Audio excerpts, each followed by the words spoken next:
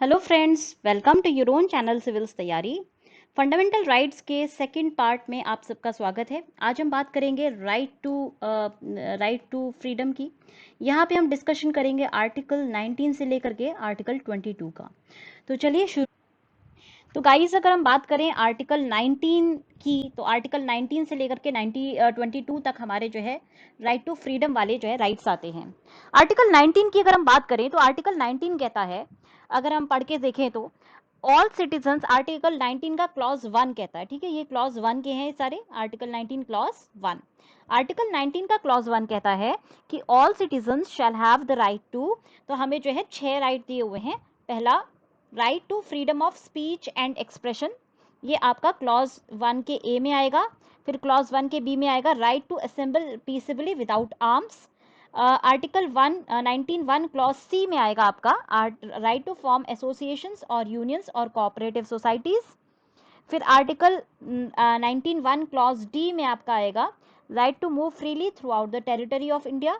फिर हमारा clause e में आएगा ये आपका right to reside in and settle in any part of the territory of India. और आर्टिकल 19 के क्लॉज जी में आएगा, एफ सॉरी नहीं है, एफ रिपील हो चुका है, जी में आएगा टू प्रैक्टिस एनी प्रोफेशन और to carry out any occupation, trade और बिजनेस। तो टोटल हमारी जो फ्रीडम है, हमें 6 तरह के फ्रीडम ग्रांट किए गए हैं आर्टिकल 19 के क्लॉज 1 के द्वारा। ठीक है, क्लॉज 2 का कहना है कि nothing in sub clause A of clause 1 shall affect the operation of any existing law or prevent state from making any law in so far as the law imposes reasonable restrictions. तो मतलब ये जो हमारे freedom है, जैसे कि हम पहले भी डिस्कशन कर चुके हैं पिछले अपने फंडामेंटल राइट के डिस्कशन में, कि हमारे जो फ्रीडम है वो एब्सोल्यूट नहीं है, फंडामेंटल राइट्स एब्सोल्यूट नहीं है, कुछ रीजनेबल रेस्ट्रिक्शंस दी गई हैं। तो कुछ रीजनेबल रेस्ट्रिक्शंस लगाई गई हैं, जिनको हम अभी जब हम right to freedom of speech and expression देखेंगे तब हम देखेंगे कि क्या क्या रीजनेबल रेस्ट्रिक्शंस लगाई गई हैं इस पर्टिकुलर राइट में। तो पहला हमारा, अगर हम राइट टू फ्रीडम की बात करें, ओरिजिनली आर्टिकल 19 में 7 फंडामेंटल राइट थे, जैसे कि हमने देखा था कि हमारा जो है एफ आपका जो है 19(1) का जो क्लॉज एफ है वो रिपील किया गया है। ये था आपका right to acquire, hold and dispose of property. जो राइट टू प्रॉपर्टी है, इसको 44th अमेंडमेंट एक्ट 1978 के द्वारा डिलीट किया गया है। फिर ये जो हमारे 6 राइट हैं, ये प्रोटेक्टेड हैं against state action only, not private individuals. तो ये जो हमें राइट मिलते हैं, ये सिर्फ स्टेट एक्शन के अगेंस्ट राइट है, ये हमें इंडिविजुअल लोगों के प्रति, जैसे कि मेरे अगेंस्ट आपको right to freedom of speech and expression नहीं मिलेगा। ये जो right to freedom of speech and expression, right to assemble peacefully without arms, right to form association, move freely throughout the territory, ये सारे जो rights हैं ये हमें स्टेट एक्शन के अगेंस्ट मिलते हैं। अच्छा, ये राइट केवल सिटीजन्स को अवेलेबल है, ये राइट जो है एलियंस के लिए नहीं है। और ये राइट केवल जो है सिटीजन्स के लिए है, इसका मतलब कि केवल पर्सन्स के लिए है, मतलब कि शेयर होल्डर्स के ऑफ कंपनी के लिए ये राइट्स होंगे, बट फॉरेनर्स के लिए अवेलेबल नहीं होंगे, और लीगल पर्सन्स के लिए भी ये राइट्स नहीं होते, जैसे कि कंपनी या कॉरपोरेशन। किसी कंपनी या कॉरपोरेशन के पास right to freedom of speech and expression नहीं होगा। ये जो राइट है ये स्टेट के ऊपर रीजनेबल, स्टेट जो है इसमें अधिकार है स्टेट को कि रीजनेबल रेस्ट्रिक्शंस लगा सकता है। और ये जो रीजनेबल रेस्ट्रिक्शंस हमें दिए हुए हैं, ये क्लॉज 3, 4, 5, 6, इन क्लॉजेस में हमें रेस्ट्रिक्शंस दी हुई है हर राइट की। 6 हमारे राइट्स हैं, तो 6 हमें रीजनेबल रेस्ट्रिक्शंस दी हुई है। अब हम बात करते हैं पहले 19(1) के क्लॉज ए की।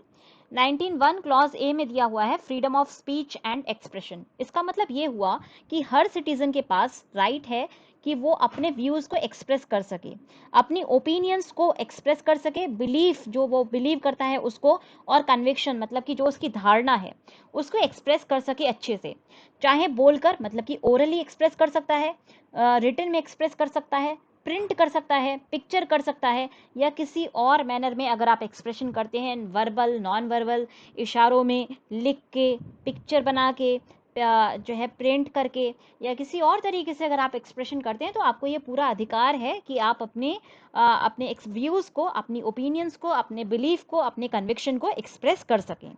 सुप्रीम कोर्ट का कहना था कि फ्रीडम ऑफ स्पीच और एक्सप्रेशन में क्या क्या चीज़ें आती हैं, ये सुप्रीम कोर्ट ने हमें बताया। बहुत सारे ऐसे जजमेंट्स हैं जो कि आर्टिकल 19(1)(a) के लिए डाले गए थे और इन सब्सिक्वेंट जजमेंट्स के थ्रू सुप्रीम कोर्ट ने कुछ चीज़ों को बताया है कि ये आर्टिकल 19(1)(a) के परव्यू में आते हैं। For example, right to propagate one's view as well as view of others, जैसे कि टेलीविजन का या न्यूज़ का प्रिंटिंग हो गया, इसमें हम अपने व्यूज़ और दूसरों के व्यूज़ को दुनिया तक पहुंचाते हैं। तो ये हमारा जो है right to freedom of speech and expression के तहत आएगा। हम न केवल अपने व्यूज़ को जो है एक्सप्रेस कर सकते हैं, बल्कि जो दूसरों के व्यूज़ हैं उनको एक्सप्रेस कर सकते हैं और प्रोपेगेट भी कर सकते हैं, आगे बढ़ा भी सकते हैं, पब्लिश कर सकते हैं, पोस्ट डाल सकते हैं, वीडियोज़ बना सकते हैं। ये सारी चीज़ें हम कर सकते हैं। दूसरा इसी में निहित है फ्रीडम ऑफ प्रेस। तो हमारा freedom of speech and expression से फ्रीडम ऑफ प्रेस आता है। जर्नलिस्ट को कुछ भी तरह के सवाल पूछने का अधिकार है, कुछ भी प्रिंट करने का, सत्य जो रिपोर्ट्स हैं उनको प्रिंट करने का या अपने व्यूज़ को एडिटोरियल के फॉर्म में एक्सप्रेस करने का पूरा पूरा अधिकार है।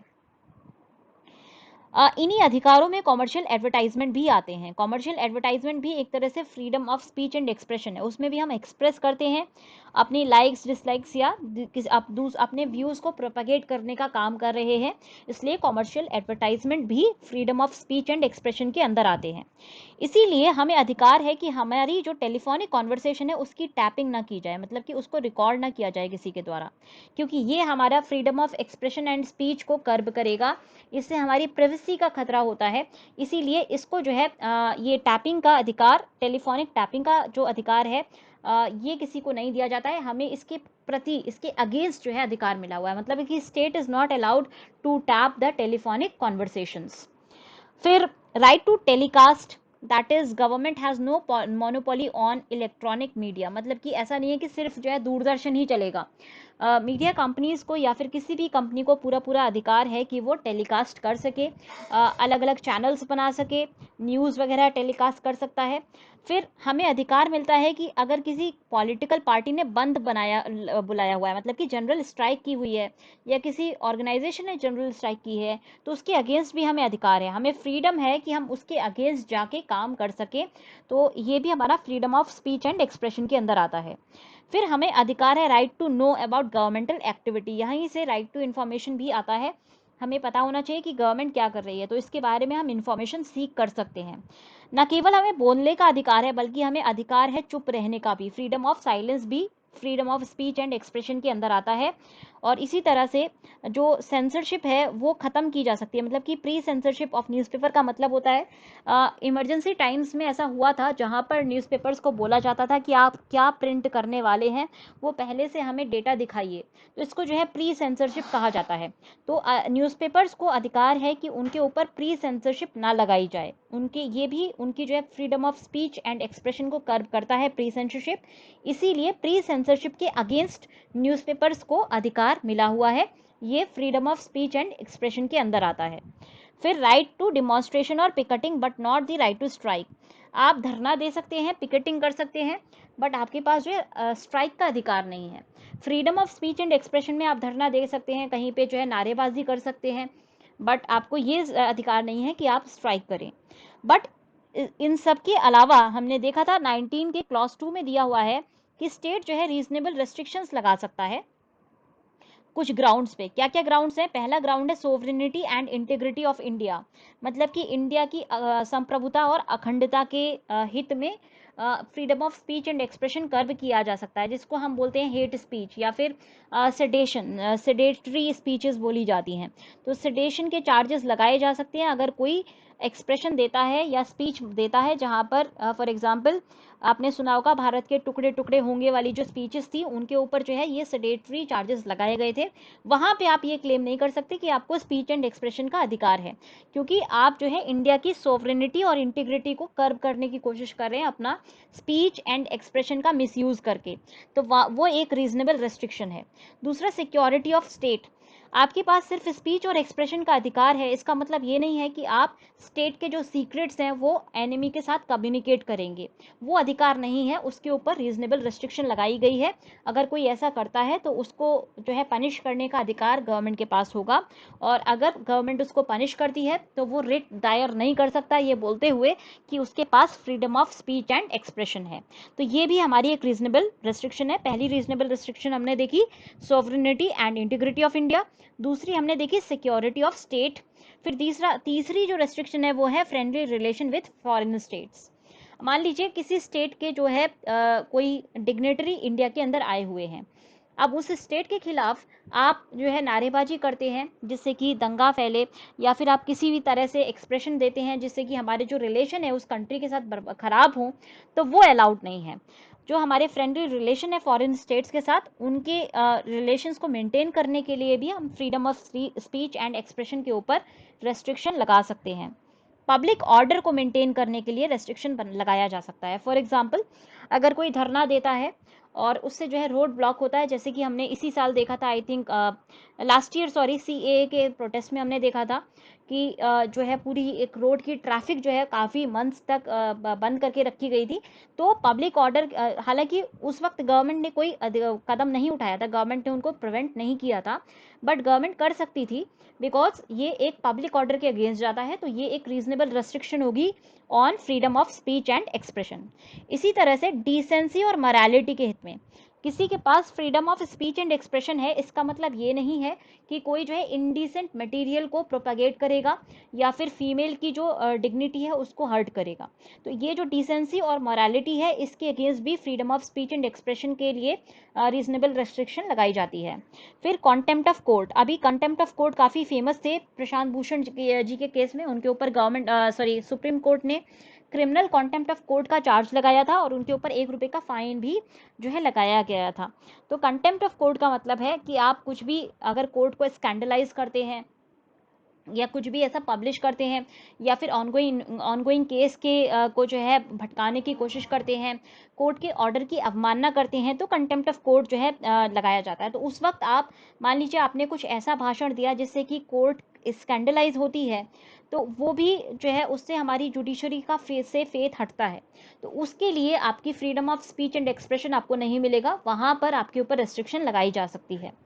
अगर आप किसी के लिए डिफेमेशन करते हैं, किसी के बुराई करते हैं, बिकॉज आपके पास स्पीच एंड एक्सप्रेशन है, तो अगर आप किसी को क्रिमिनली डिफेम करते हैं या फिर किसी ऑफेंस को इंसाइट करने की कोशिश करते हैं, दंगा भड़काने के लिए कोई स्पीच देते हैं, तो इनके ऊपर भी आपके ऊपर जो है कोई भी सजा दी जा सकती है। ये रीजनेबल रेस्ट्रिक्शंस हैं। तो हमने देखा कि बहुत सारी रीजनेबल रेस्ट्रिक्शंस हैं। पहला है टोटल हमने रीजनेबल रेस्ट्रिक्शन देखी है, सोवरेनिटी एंड इंटीग्रिटी, दूसरी सिक्योरिटी, तीसरी फ्रेंडली रिलेशन, चौथी है पब्लिक ऑर्डर, पांचवी है डिसेंसी एंड मॉरालिटी, सिक्स्थ है आपकी कॉन्टेम्प्ट ऑफ कोर्ट, सेवेंथ है डिफेमेशन, और एट्थ है आपकी इंसाइटमेंट ऑफ ऑफेंसेस।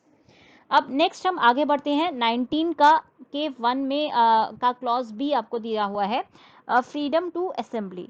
मतलब हमें जो है फ्रीडम है, every citizen has the right to assemble peacefully without arms, ये हमारे 19(1) के क्लॉज बी में दिया हुआ है। यहाँ पे असेंबली का मतलब है कि आपके पास अधिकार है कि आप पब्लिक मीटिंग्स को होल्ड कर सकते हैं, मतलब कि आप कोई भी पब्लिक मीटिंग या पब्लिक रैली या कोई भी सभा बुला सकते हैं, डिमॉन्स्ट्रेशन निकाल सकते हैं, प्रोसेशंस ले जा सकते हैं, मतलब कि कोई किसी भी तरह का आप जो है जलसा या कोई भी प्रोसेशन वगैरह ले जा सकते हैं। ये सारे जो है हमें अलाउड है, ये फ्रीडम ऑफ असेंबली में आता है। ये फ्रीडम जो है केवल पब्लिक लैंड पे एक्सरसाइज किया जा सकता है। ऐसा नहीं है कि आपको कोई जलसा निकालना है और किसी की एग्रीकल्चरल लैंड है आप उसके थ्रू ले जाएंगे, तो ये अलाउड नहीं है। पब्लिक लैंड मतलब कि आपकी जो रोड्स हैं, पब्लिक जो जो ओपन जनरल पब्लिक के लिए जो चीज़ें खुली हुई हैं, वहाँ पे आप कर सकते हैं। किसी प्राइवेट प्रॉपर्टी पे आपको ये अधिकार नहीं है कि आप असेंबली करें। ऑफ कोर्स किसी के घर में जाके आप जो है लोगों की सहमति से असेंबल कर सकते हैं, बट इसके लिए आप ये नहीं क्लेम कर सकते कि आपको ये फंडामेंटल राइट है असेंबली का ऑन ए प्राइवेट लैंड। ये राइट केवल पब्लिक लैंड पर ही मिला हुआ है, और ये असेंबली हमेशा पीसफुल होनी चाहिए। ऐसा नहीं है कि आप प्रोटेस्ट कर रहे हैं मिलके जो है, अगर आप स्टोन पेल्टिंग करते हैं तो ये फ्रीडम ऑफ असेंबली के अंदर नहीं आएगा, ये जो है आपका एक ऑफेंस माना जाएगा, बिकॉज आपकी जो असेंबली अलाउड है वो केवल पीसफुल असेंबली होनी चाहिए और अनार्म्ड होनी चाहिए। अगर कोई जो है तलवार लेकर के प्रोसेशन निकालता है या फिर किसी भी तरह का हथियार लेकर के, फायर आर्म्स लेकर के प्रोसेशन निकालता है या असेंबली जो है क्रिएट करता है दूसरों को के मन में डर पैदा करने के लिए, तो वो जो है उसके ऊपर रेस्ट्रिक्शन स्टेट के द्वारा लगाई जा सकती है। और तब जो है सिटीजन्स ये क्लेम नहीं कर सकते कि उनके पास फंडामेंटल राइट है या मौलिक अधिकार है असेंबली का। ये प्रोविजन जो है वायलेंट डिसऑर्डरली रायटस असेंबली को प्रोटेक्ट नहीं करता। अगर कोई रायट सिचुएशन हो रही है जहाँ पे लोग भीड़ इकट्ठी है और वो जो है चार्ज भीड़ है, लिंचिंग करने के लिए इकट्ठी हुई है, या वायलेंट भीड़ है, या डिसऑर्डरली है, बहुत बेतरतीब जो है भीड़ इकट्ठा हो गई है, तो उनके पास ये अधिकार नहीं होता, फ्रीडम ऑफ असेंबली का अधिकार उनको नहीं दिया जाता है। या फिर कोई भी ऐसी असेंबली जो कि पब्लिक पीस को जो है ब्रीच करे, मतलब पब्लिक पीस को जो है खराब करने की कोशिश करे, या फिर जिसमें किसी भी तरह का कोई फायर आर्म जो है इन्वॉल्व हो, उसको ये अधिकार नहीं मिलता है, उसके पास जो है फ्रीडम ऑफ असेंबली का अधिकार नहीं है। ये राइट अगेन हमने देखा था, इस राइट में भी राइट टू स्ट्राइक इंक्लूडेड नहीं है। तो हमारा freedom of speech and expression में भी राइट टू स्ट्राइक नहीं है, फ्रीडम ऑफ असेंबली के अंदर भी स्ट्राइक करने का अधिकार नहीं मिलता है। स्ट्राइक करने का अधिकार जो है इन दोनों में हमें नहीं दिया गया है। अब हमने देखा था कि रीजनेबल रिस्ट्रिक्शंस लगाई जा सकती हैं, तो अगेन यहाँ पे जो है रीजनेबल रिस्ट्रिक्शन लगाई जा सकती है। स्टेट कह सकता है कि दो ग्राउंड्स पर असेंबली को प्रिवेंट कर सकता है। पहला ग्राउंड है sovereignty and integrity of India. अगर किसी भी तरह की असेंबली इंडिया की इंटीग्रिटी को हार्म करने के लिए हो, मान लीजिए कोई जो है फॉरेन आर्मी या फिर कोई भी जो है इंटरनल मिलिशिया एक साथ इकट्ठी हो जाए स्टेट के ऊपर अटैक करने के लिए, तो वो जो है फ्रीडम ऑफ असेंबली को क्लेम नहीं कर सकती है। सोवरेनिटी और इंटीग्रिटी के लिए फ्रीडम ऑफ असेंबली को कर्ब किया जा सकता है। इवन और दूसरा है maintenance of public order including maintenance of traffic in the area concerned. तो अगर ट्रैफिक जाम किया हुआ है, जैसे कि एक पर्टिकुलर बाग था जहाँ पर असेंबली पीसफुल थी हालांकि कुछ टाइम तक, बट ट्रैफिक को जो है उन्होंने रोक के रखा हुआ था, ब्लॉक करके रखा हुआ था, तो वो जो है फ्रीडम ऑफ असेंबली के ये एक वायलेशन में आएगा और इसके ऊपर गवर्नमेंट के पास पूरी पूरी अधिकार था कि वो रीजनेबल रिस्ट्रिक्शन इम्पोज कर सके या इस तरह की भीड़ को हटा सके। तो अगर ट्रैफिक को रोकती है भीड़ या ट्रैफिक को जो है परेशान करती है, तो भीड़ को हटाया जा सकता है, डिस्पर्स किया जा सकता है। तब हम ये नहीं कह सकते कि हमारे पास फ्रीडम है असेंबली का।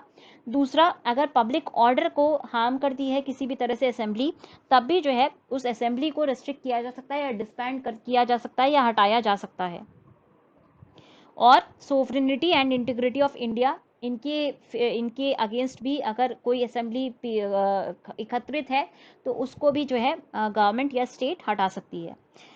तो सेक्शन 144 जो कि हमारे क्रिमिनल प्रोसीजर कोड सीआरपीसी का है, वहाँ पर एक मजिस्ट्रेट जो है रिस्ट्रेन कर सकता है और किसी भी असेंबली या मीटिंग या किसी भी प्रोसेशन को, अगर रिस्क है ऑब्स्ट्रक्शन का, अनॉयंस या डेंजर टू ह्यूमन लाइफ। अगर कोई भी ऐसा मतलब खतरा है, कोई दंगा की सिचुएशन हो जाती है, कोई बलवा हो जाता है, कोई ऐसी राइटस असेंबली जो है क्रिएट हो जाती है जिससे कि पब्लिक जो है पीस हार्म हो किसी एरिया में, तो कोई भी मजिस्ट्रेट मतलब कि डिस्ट्रिक्ट मजिस्ट्रेट वो असेंबली को रिस्ट्रेन कर सकता है। कौन सा सेक्शन यूज़ करके? क्रिमिनल प्रोसीजर कोड का सेक्शन 144 यूज़ करके। और इसी तरह से हेल्थ और सेफ्टी, जैसे कि अभी लॉकडाउन के वक्त 144 लगाई गई थी काफ़ी जगह पर, जिससे कि जो है ट्रांसमिशन ना हो, या डिस्टरबेंस होता है पब्लिक ट्रैंक्विलिटी का, या रायट होता है, या कोई भी और जो है कोई भी प्रॉब्लम क्रिएट होती है, किसी भी तरह की पब्लिक जो है पीस की कंडीशन वायलेट होती है, तब भी लोगों की असेंबली को सस्पेंड किया जा सकता है मजिस्ट्रेट के द्वारा। उसके लिए कोई बहुत बड़ा लॉ या कुछ ऐसे निकालने की ज़रूरत नहीं है, एग्जीक्यूटिव ऑर्डर की ज़रूरत नहीं है।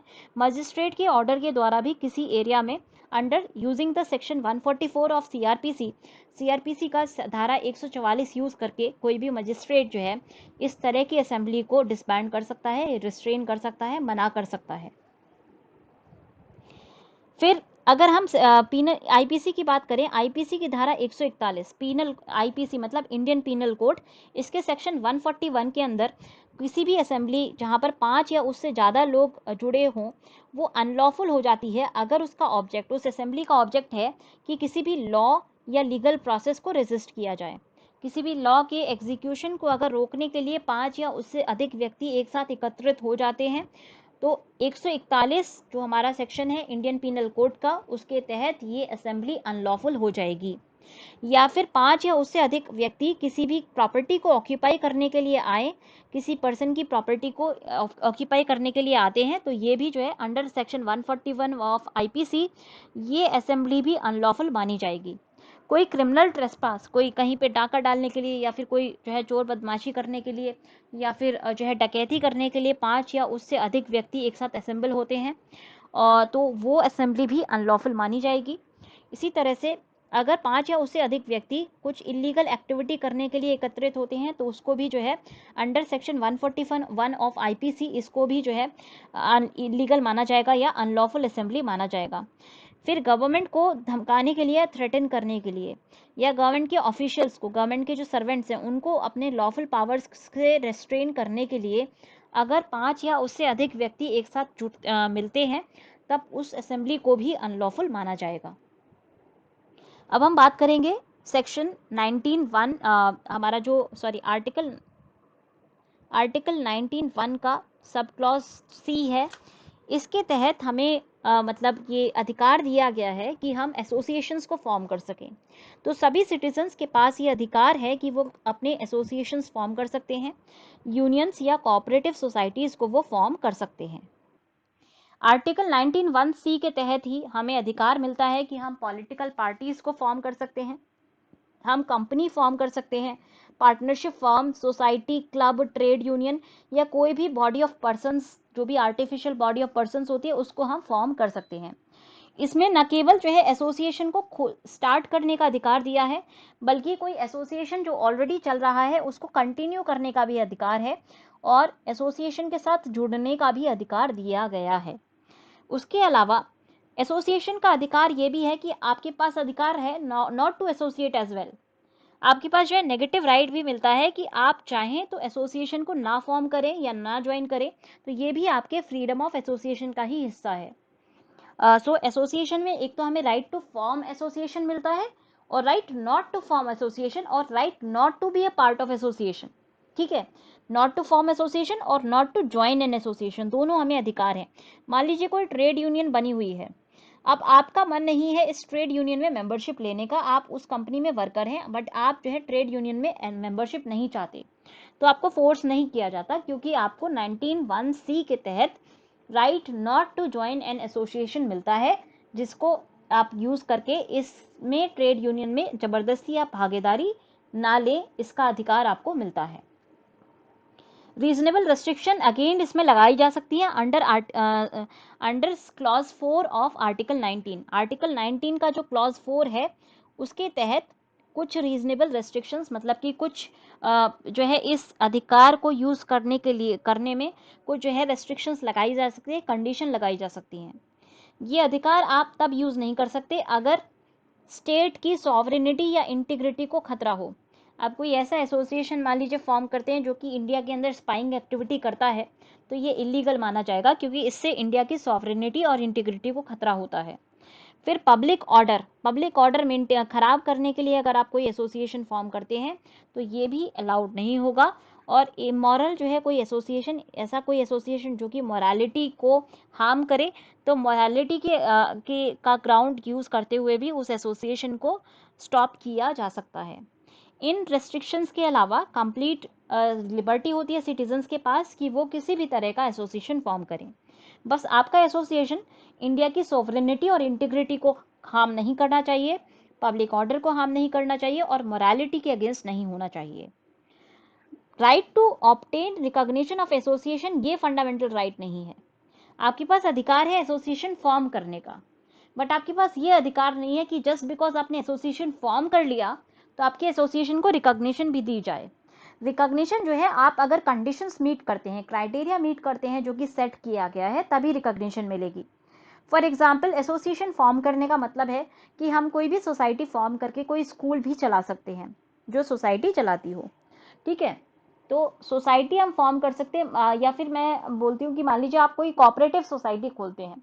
अब कोऑपरेटिव सोसाइटी के अपने जो रिकॉग्निशन के अपने रूल्स एंड रेगुलेशंस होती हैं।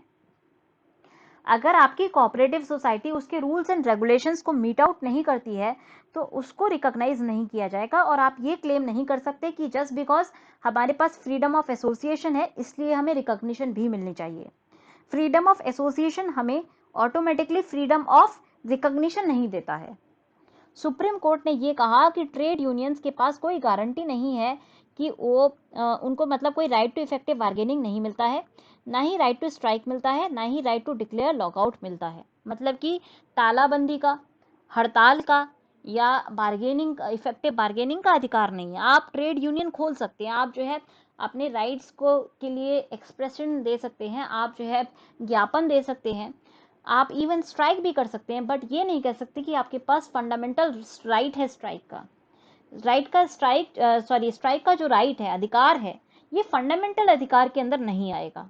आप इसको एज मतलब ऐसा नहीं है कि आप स्ट्राइक नहीं कर सकते, ऑफ कोर्स स्ट्राइक्स होती हैं, बट ये हमारी जो स्ट्राइक होती है ये फंडामेंटल राइट की कैटेगरी में नहीं आएगी। अगर आपकी जो कंपनी है या आपकी गवर्नमेंट है अगर स्ट्राइक को रोकती है और कोई कानून बनाती है जिसके थ्रू आपको आपकी स्ट्राइक करना आपको अलाउड नहीं है, फॉर एग्जांपल एसेंशियल कमोडिटीज़ में स्ट्राइक करना अलाउड नहीं होता है, तब आप सुप्रीम कोर्ट नहीं जा सकते ये क्लेम करते हुए कि हमें राइट टू स्ट्राइक मिलता है। राइट टू स्ट्राइक हमने देखा है कि किसी में भी फंडामेंटल राइट नहीं है। लॉकआउट मतलब अगर आप कंपनी में चाहें कि ताला लगा दें तो ये भी अधिकार नहीं है। ट्रेड यूनियन के पास ये अधिकार नहीं है कि बार्गेनिंग करने के लिए वो fundamental right to strike use करे या fundamental right to declare lockout करे, मतलब लॉकआउट डिक्लेयर कर दे। ये फंडामेंटल राइट्स नहीं है। राइट टू स्ट्राइक जो है ये कंट्रोल की जाती है इंडस्ट्रियल डिस्प्यूट एक्ट के द्वारा। अप्रोप्रिएट इंडस्ट्रियल लॉ मतलब कि इंडस्ट्रियल डिस्प्यूट एक्ट बनाई गई है, उसके द्वारा ये जो है रेगुलेट की जाती है। अभी ये अब आपको पता होगा कि हमारी जो लॉज है 43 लॉज ऑलमोस्ट, उनको क्लब करके 4 जो है इंडस्ट्रियल कोड्स में डाली गई हैं। तो ये कोड ऑफ इंडस्ट्रियल डिस्प्यूट के अंदर आपकी राइट टू स्ट्राइक कंट्रोल की जाती है।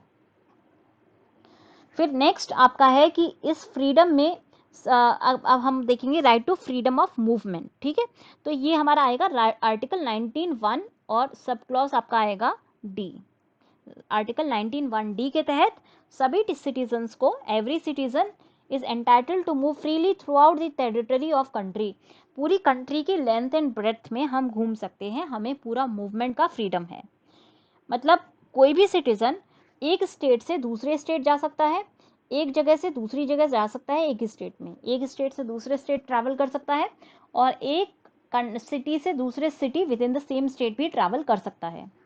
ये राइट अंडरलाइन करता है कि इंडिया जो है एक यूनिट है, वन होल है। और जब सिटीजनशिप कंसर्न हो या सिटीजन्स के बारे में अगर हम देखें तो सिटीजन्स के लिए पूरा इंडिया, पूरा कोई भी स्टेट हो वो इंडिया का हिस्सा है, as a unit, as a single entity के रूप में सिटीजन्स के लिए इंडिया है। तो इसीलिए दो स्टेट्स के बीच में रेस्ट्रिक्शन ऑफ मूवमेंट नहीं है। इसका पर्पस ये है कि हमारे अंदर नेशनल फीलिंग प्रमोट हो, इंटीग्रिटी की भावना आए, अलग अलग स्टेट्स के लोग एक दूसरे के साथ घुल मिल के रह सके और फ्रीली जो है ट्रैवल कर सके, जिससे कि डिफरेंसेस नहीं आते हैं। अदरवाइज क्या होगा कि स्टेट वाइज डिविजन्स आने लगेंगे, सन ऑफ सॉइल वाली जो है फीलिंग आने लगेगी, पैरोकियलिज्म आएगा, मतलब कि डिविजिव टेंडेंसीज जो है वो क्रिएट होती हैं। तो इनको अवॉइड करने के लिए freedom of movement as a fundamental right दिया गया है, बट इसके ऊपर भी रीजनेबल रेस्ट्रिक्शन लगाई गई हैं। तो हमारे जो राइट टू फ्रीडम है इसमें बहुत सारी हमें रीजनेबल रेस्ट्रिक्शन दिखाई देंगी अलग अलग राइट्स में। ठीक है, सबसे ज़्यादा जो हमने देखा कि रीजनेबल रेस्ट्रिक्शंस लगाई गई है वो right to freedom of speech and expression में सबसे ज़्यादा रेस्ट्रिक्शंस हैं। अब अंडर आर्टिकल, अगर हम देखें अंडर आर्टिकल 19 क्लॉज 5 अगर हम देखते हैं, सब क्लॉज 5, तो इसके तहत हमें रीजनेबल रेस्ट्रिक्शन मिलती है ऑन फ्रीडम ऑफ मूवमेंट। यहाँ पे दो जो है रेस्ट्रिक्शन लगाई गई हैं। पहला, जनरल पब्लिक की इंटरेस्ट के अगेंस्ट अगर आपका मूवमेंट है तो आपका मूवमेंट रेस्ट्रिक्ट किया जा सकता है। फॉर एग्जांपल, अगर कोई टेररिस्ट है जो कि अगर मूव करता है एक सिटी से दूसरे सिटी, तो वहाँ पे टेररिज्म का या फिर पब्लिक पीस का जो है खतरा बढ़ जाता, पब्लिक जो है डेंजर बढ़ जाता है, तो उसका मूवमेंट रेस्ट्रिक्ट किया जा सकता है। या फिर शेड्यूल्ड ट्राइब्स के इंटरेस्ट को प्रोटेक्ट करने के लिए भी आपको जो है रेस्ट्रिक्शन अलाउड नहीं होगा, सॉरी मूवमेंट अलाउड नहीं होगा कुछ ट्राइबल एरियाज में। जैसे कि कुछ ऐसे जोन्स होती है जहाँ पर ट्राइबल्स जो है आउटसाइडर की एंट्री पसंद नहीं करते हैं, तो उनके इंटरेस्ट को, उनकी कल्चर को, उनके जो है ट्रेडिशंस को प्रोटेक्ट करने के लिए भी फ्रीडम ऑफ मूवमेंट के ऊपर रेस्ट्रिक्शन लगाई जा सकती है। तो इन दो ग्राउंड के बेसिस पर हमारी जो मूवमेंट है उसको रेस्ट्रिक्ट किया जा सकता है। अब एंट्री ऑफ आउटसाइडर जो है वो ट्राइबल एरियाज में अलाउड नहीं है, वो रेस्ट्रिक्टेड है, जिससे कि ट्राइबल्स का जो डिस्टिंक्टिव कल्चर है, उनकी अपनी कल्चरल पहचान है, लैंग्वेज है, कस्टम है या मैनर्स है, उसको जो है प्रोटेक्ट किया जा सके, और उनके जो ट्रेडिशनल उनकी जो जॉब है या ट्रेडिशनल उनकी वोकेशन है, जो भी वो काम करते हैं, और उनकी जो प्रॉपर्टीज़ हैं उनको एक्सप्लॉयटेशन से बचाया जा सके। सुप्रीम कोर्ट ने ये बताया था कि freedom of movement of prostitute को रेस्ट्रिक्ट किया जा सकता है। तो प्रोस्टिट्यूट्स के पास जो है फ्रीडम ऑफ मूवमेंट नहीं है, उनको फ्रीडम ऑफ मूवमेंट नहीं मिलता है, और उनको रेस्ट्रिक्ट किया जा सकता है दो और ग्राउंड्स में। पहला है पब्लिक हेल्थ और पब्लिक मॉरल्स। तो यूजुअली हमने देखा कि दो जो है जनरल ग्राउंड्स होते हैं for everyone, there are two general grounds. पहला जनरल ग्राउंड हमने देखा था पहला हमने जनरल ग्राउंड देखा था ट्राइबल एरियाज के इंटरेस्ट को प्रोटेक्ट करने के लिए, और दूसरा हमने जनरल ग्राउंड देखा था कि इंटरेस्ट ऑफ जनरल पब्लिक। ये दो ग्राउंड्स हैं जिनके ऊपर usually freedom of movement restricted है, बट प्रोस्टिट्यूट्स के ऊपर 4 ग्राउंड्स हैं जिसके बेसिस पर उनका मूवमेंट जो है रेस्ट्रिक्ट किया जा सकता है। Interest of general public, scheduled tribe, ये दो तो हैं ही, दो और एडिशनल है पब्लिक हेल्थ और public morals. Bombay high court ने restriction of movement of person affected by AIDS, इसको भी जो है इसके ऊपर जो रेस्ट्रिक्शन लगाई गई थी इसको वैलिड माना था, क्योंकि एड्स के जो व्यक्ति होते हैं उनमें वो AIDS is a communicable disease, right, मतलब कि ये सेक्सुअली ट्रांसमिटेड डिजीज होती है और ये कम्युनिकेट हो सकती है एक पर्सन से दूसरे पर्सन में। तो अगर ये एड्स के व्यक्ति अगर बहुत ज़्यादा ऐसे मतलब फ्लूइड एरियाज में मूव करते हैं तो उनको ट्रैक करना डिफ़िकल्ट हो जाता था उस वक्त जब 1980s में एड्स इंडिया आया था। तो उस वक्त जो है एड्स के पेशेंट्स का मूवमेंट रेस्ट्रिक्ट किया गया था, और बॉम्बे हाई कोर्ट ने इसको वैलिड माना था बिकॉज इससे जो है जनरल पब्लिक की हेल्थ को हार्म हो सकता था, इस वजह से इनके मूवमेंट के ऊपर रेस्ट्रिक्शन लगाई गई थी। तो इन interest of public health ads patient के ऊपर भी रेस्ट्रिक्शन लगाई जा सकती है। अब हम बात करेंगे हमारा आर्टिकल 19(1)(e) जो कि है फ्रीडम ऑफ रेसिडेंस। सभी सिटीजन्स के पास अधिकार है कि वो रिसाइड कर सकें, मतलब रह सकें या सेटल कर सकें कंट्री के किसी भी पार्ट ऑफ में, मतलब किसी भी टेरिटरी के किसी भी हिस्से में। एक तो वो रह सकते हैं परमानेंटली और टेम्परेरीली। रिसाइड मतलब टेम्परेरीली रहना कुछ टाइम के लिए, एजुकेशन के लिए या कुछ जीविका कमाने के लिए रह सकते हैं। सेटल मतलब कि परमानेंटली जो है शिफ्ट हो जाना एक जगह से दूसरी जगह। तो दोनों अधिकार दिए गए हैं।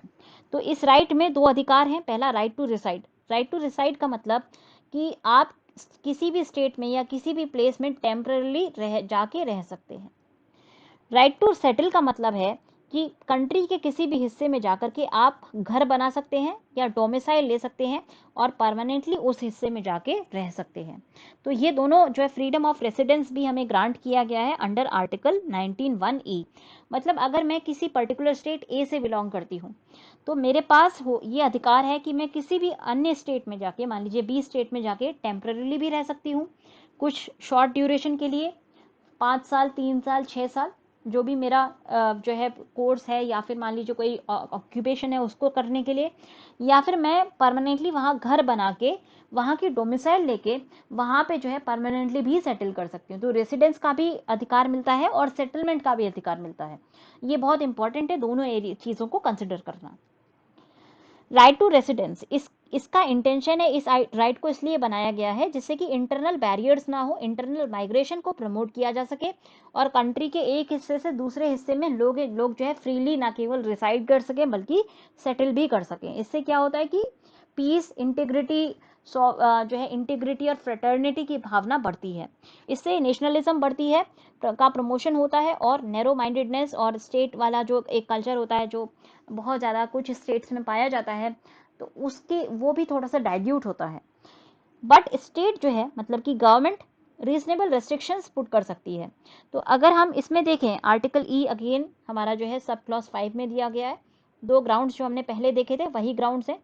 जनरल पब्लिक के इंटरेस्ट में रिस्ट्रिक्शन इंट्रोड्यूस की जा सकती है और शेड्यूल्ड ट्राइब के इंटरेस्ट में, मतलब कि ट्राइबल एरियाज में जाकर के आप रिसाइड या सेटल नहीं कर सकते हो। जनरल पब्लिक के अगेंस्ट अगर आपका रेसिडेंस है या फिर सेटलमेंट है तो आप वहाँ पे भी रिसाइड नहीं कर सकते हैं। राइट ऑफ आउटसाइडर्स जो है वो रेस्ट्रिक्टेड होता है कि वो ना तो रिसाइड कर सकते हैं ना ही सेटल कर सकते हैं ट्राइबल एरियाज में। जिससे कि उनका डिस्टिंक्टिव कल्चर, उनकी लैंग्वेज, उनके कस्टम्स, उनके मैनर्स जो है प्रोटेक्ट किए जा सकें, उनकी ट्रेडिशनल जो वोकेशन है, उनकी जो ऑक्यूपेशन है और उनकी जो प्रॉपर्टीज़ हैं उनको एक्सप्लॉयटेशन से बचाया जा सके। बहुत सारे पार्ट्स में ट्राइबल्स को जो है परमिट किया गया है कि वो अपने प्रॉपर्टी राइट्स को अपने हिसाब से रेगुलेट कर सके अपने कस्टमरी लॉज और रूल्स के अकॉर्डिंग। सुप्रीम कोर्ट ने कहा था कि कुछ एरियाज़ में बैन किया गया है कुछ तरह के लोगों का आना जाना या रेसिडेंस या फिर उनका जो है सेटलमेंट, जैसे कि कुछ प्रॉस्टिट्यूट्स के का जो है सेटलमेंट कुछ एरियाज़ में रेस्ट्रिक्ट किया जा सकता है और हैबिचुअल ऑफेंडर्स का भी जो रेसिडेंस या सेटलमेंट है ये भी प्रोटेक्ट किया जा सकता है in the interest of general public. इससे ये क्लियर हो जाता है कि रेसिडेंस और राइट ऑफ मूवमेंट ये ओवरलैपिंग है, एक दूसरे जैसे ही हैं और एक दूसरे को कॉम्प्लीमेंट करते हैं। अब हम देखेंगे right to freedom of profession. ये हमें मिलता है 19(1) के सब क्लॉज जी के तहत। एफ में हम डिलीट कर चुके हैं, रिपील कर चुके हैं, याद रखिएगा। तो ए से लेकर के ई तक और उसके बाद आपका जी। फ्रीडम ऑफ प्रोफेशन कहता है कि सभी सिटीजन्स को ये अधिकार है कि वो प्रैक्टिस कर सकें किसी भी प्रोफेशन को या किसी भी ऑक्यूपेशन को कैरी ऑन कर सकें, कोई भी ट्रेड कर सकें और बिजनेस कर सकें। इसका मतलब ये है कि ये अधिकार बहुत ही ज़्यादा वाइड है, क्योंकि ये बहुत सारे जो तरीके हैं हमारी मीन्स लाइवलीहुड को अर्न करने के, उन सभी तरीकों को ये कवर करता है। जो भी हमारा मीन्स ऑफ अर्निंग लाइवलीहुड है, जैसे कि profession is a means of earning livelihood, occupation, trade, business, तो हर सिटीजन के पास अधिकार है कि वो किसी भी लीगल तरीके से अपनी लाइवलीहुड को अर्न कर सके। अब अंडर आर्टिकल 19 सब क्लॉज 6 इसके ऊपर कुछ जो है रीजनेबल रेस्ट्रिक्शंस लगाई गई हैं। फॉर एग्जाम्पल तो यहाँ पे कहा गया है कि स्टेट जो है रीजनेबल रेस्ट्रिक्शन इम्पोज कर सकता है जनरल पब्लिक के इंटरेस्ट में, जनरल पब्लिक के जो है हित में किसी पर्टिकुलर ऑक्यूपेशन को, प्रोफेशन को, ट्रेड को या बिजनेस को बैन कर सकता है। उसके अलावा ये तो एक रेस्ट्रिक्शन हो गई, उसके अलावा दो और चीज़ें दी गई हैं इसमें। सब 6 के क्लॉज सब क्लॉज 1 और सब क्लॉज 2 में बताया गया है, मतलब 19(6)(1) इसमें कहा गया है कि कुछ पर्टिकुलर प्रोफेशंस के लिए, जैसे कि डॉक्टरी का हो गया या इंजीनियरिंग का हो गया, वहाँ पर टेक्निकल क्वालिफिकेशन जो है नेसेसरी मानी जा सकती है किसी पर्टिकुलर प्रोफेशन को प्रैक्टिस करने के लिए या किसी ऑक्यूपेशन को कैरी आउट करने के लिए, ट्रेड या बिजनेस के लिए। तो इनके लिए हम जो है कोई प्रिस्क्राइब कर सकते हैं टेक्निकल क्वालिफिकेशन जो कि डिफरेंट ऑक्यूपेशन, प्रोफेशन, ट्रेड या बिजनेस के लिए कंपलसरी हो। उस बिजनेस को कैरी ऑन करने के लिए हम मिनिमम क्वालिफिकेशन जो है प्रिस्क्राइब की जा सकती है, ऐसा कहा गया है आर्टिकल 19(6) के सब क्लॉज 1 में। इसी तरह से 19(6) का जो सब क्लॉज 2 है, इसमें कहा गया है कि यहाँ पे जो है कोई ट्रेड, बिजनेस, इंडस्ट्री या सर्विस, इसको कैरी ऑन करना का जो अधिकार है, गवर्नमेंट अगर चाहे तो किसी पर्टिकुलर ट्रेड, बिजनेस, इंडस्ट्री या सर्विस में खुद से मतलब कर सकती है। मतलब वो प्राइवेट कंपनीज को या प्राइवेट इंडिविजुअल्स को एक्सक्लूड कर सकती है, किसी सिटीजन्स को एक्सक्लूड कर सकती है किसी पर्टिकुलर प्रोफेशन में एंटर करने से। फॉर एग्जांपल डिफेंस की जो इंडस्ट्री है, जैसे कि कोई एक्सप्लोसिव बनाने वाली इंडस्ट्री है, तो गवर्नमेंट कह सकती है कि एक्सप्लोसिव केवल गवर्नमेंट ही बनाएगी, यहाँ से एक्सक्लूजन किया जा सकता है।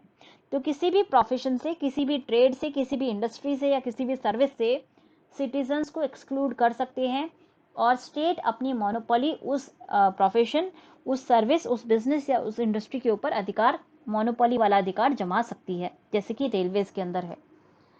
तो इसका मतलब ये हुआ कि हम कोई ऑब्जेक्शन नहीं उठा सकते अगर स्टेट जो है कोई भी ट्रेड कैरी आउट करता है, कोई बिजनेस या इंडस्ट्री कैरी आउट करता है या सर्विस कैरी आउट करता है एज ए मोनोपोली, जिसमें एकाधिकार हो स्टेट का, कंप्लीट मोनोपोली हो या पार्शियल स्टेट की मोनोपोली हो, और बाकी अगर सिटीजन्स को एक्सक्लूड किया जाए उस पर्टिकुलर ट्रेड से या उस पर्टिकुलर बिजनेस से या इंडस्ट्री से या सर्विस से, तो हम उसके खिलाफ कोई एक्सेप्शन नहीं उठा सकते, कोई ऑब्जेक्शन नहीं उठा सकते।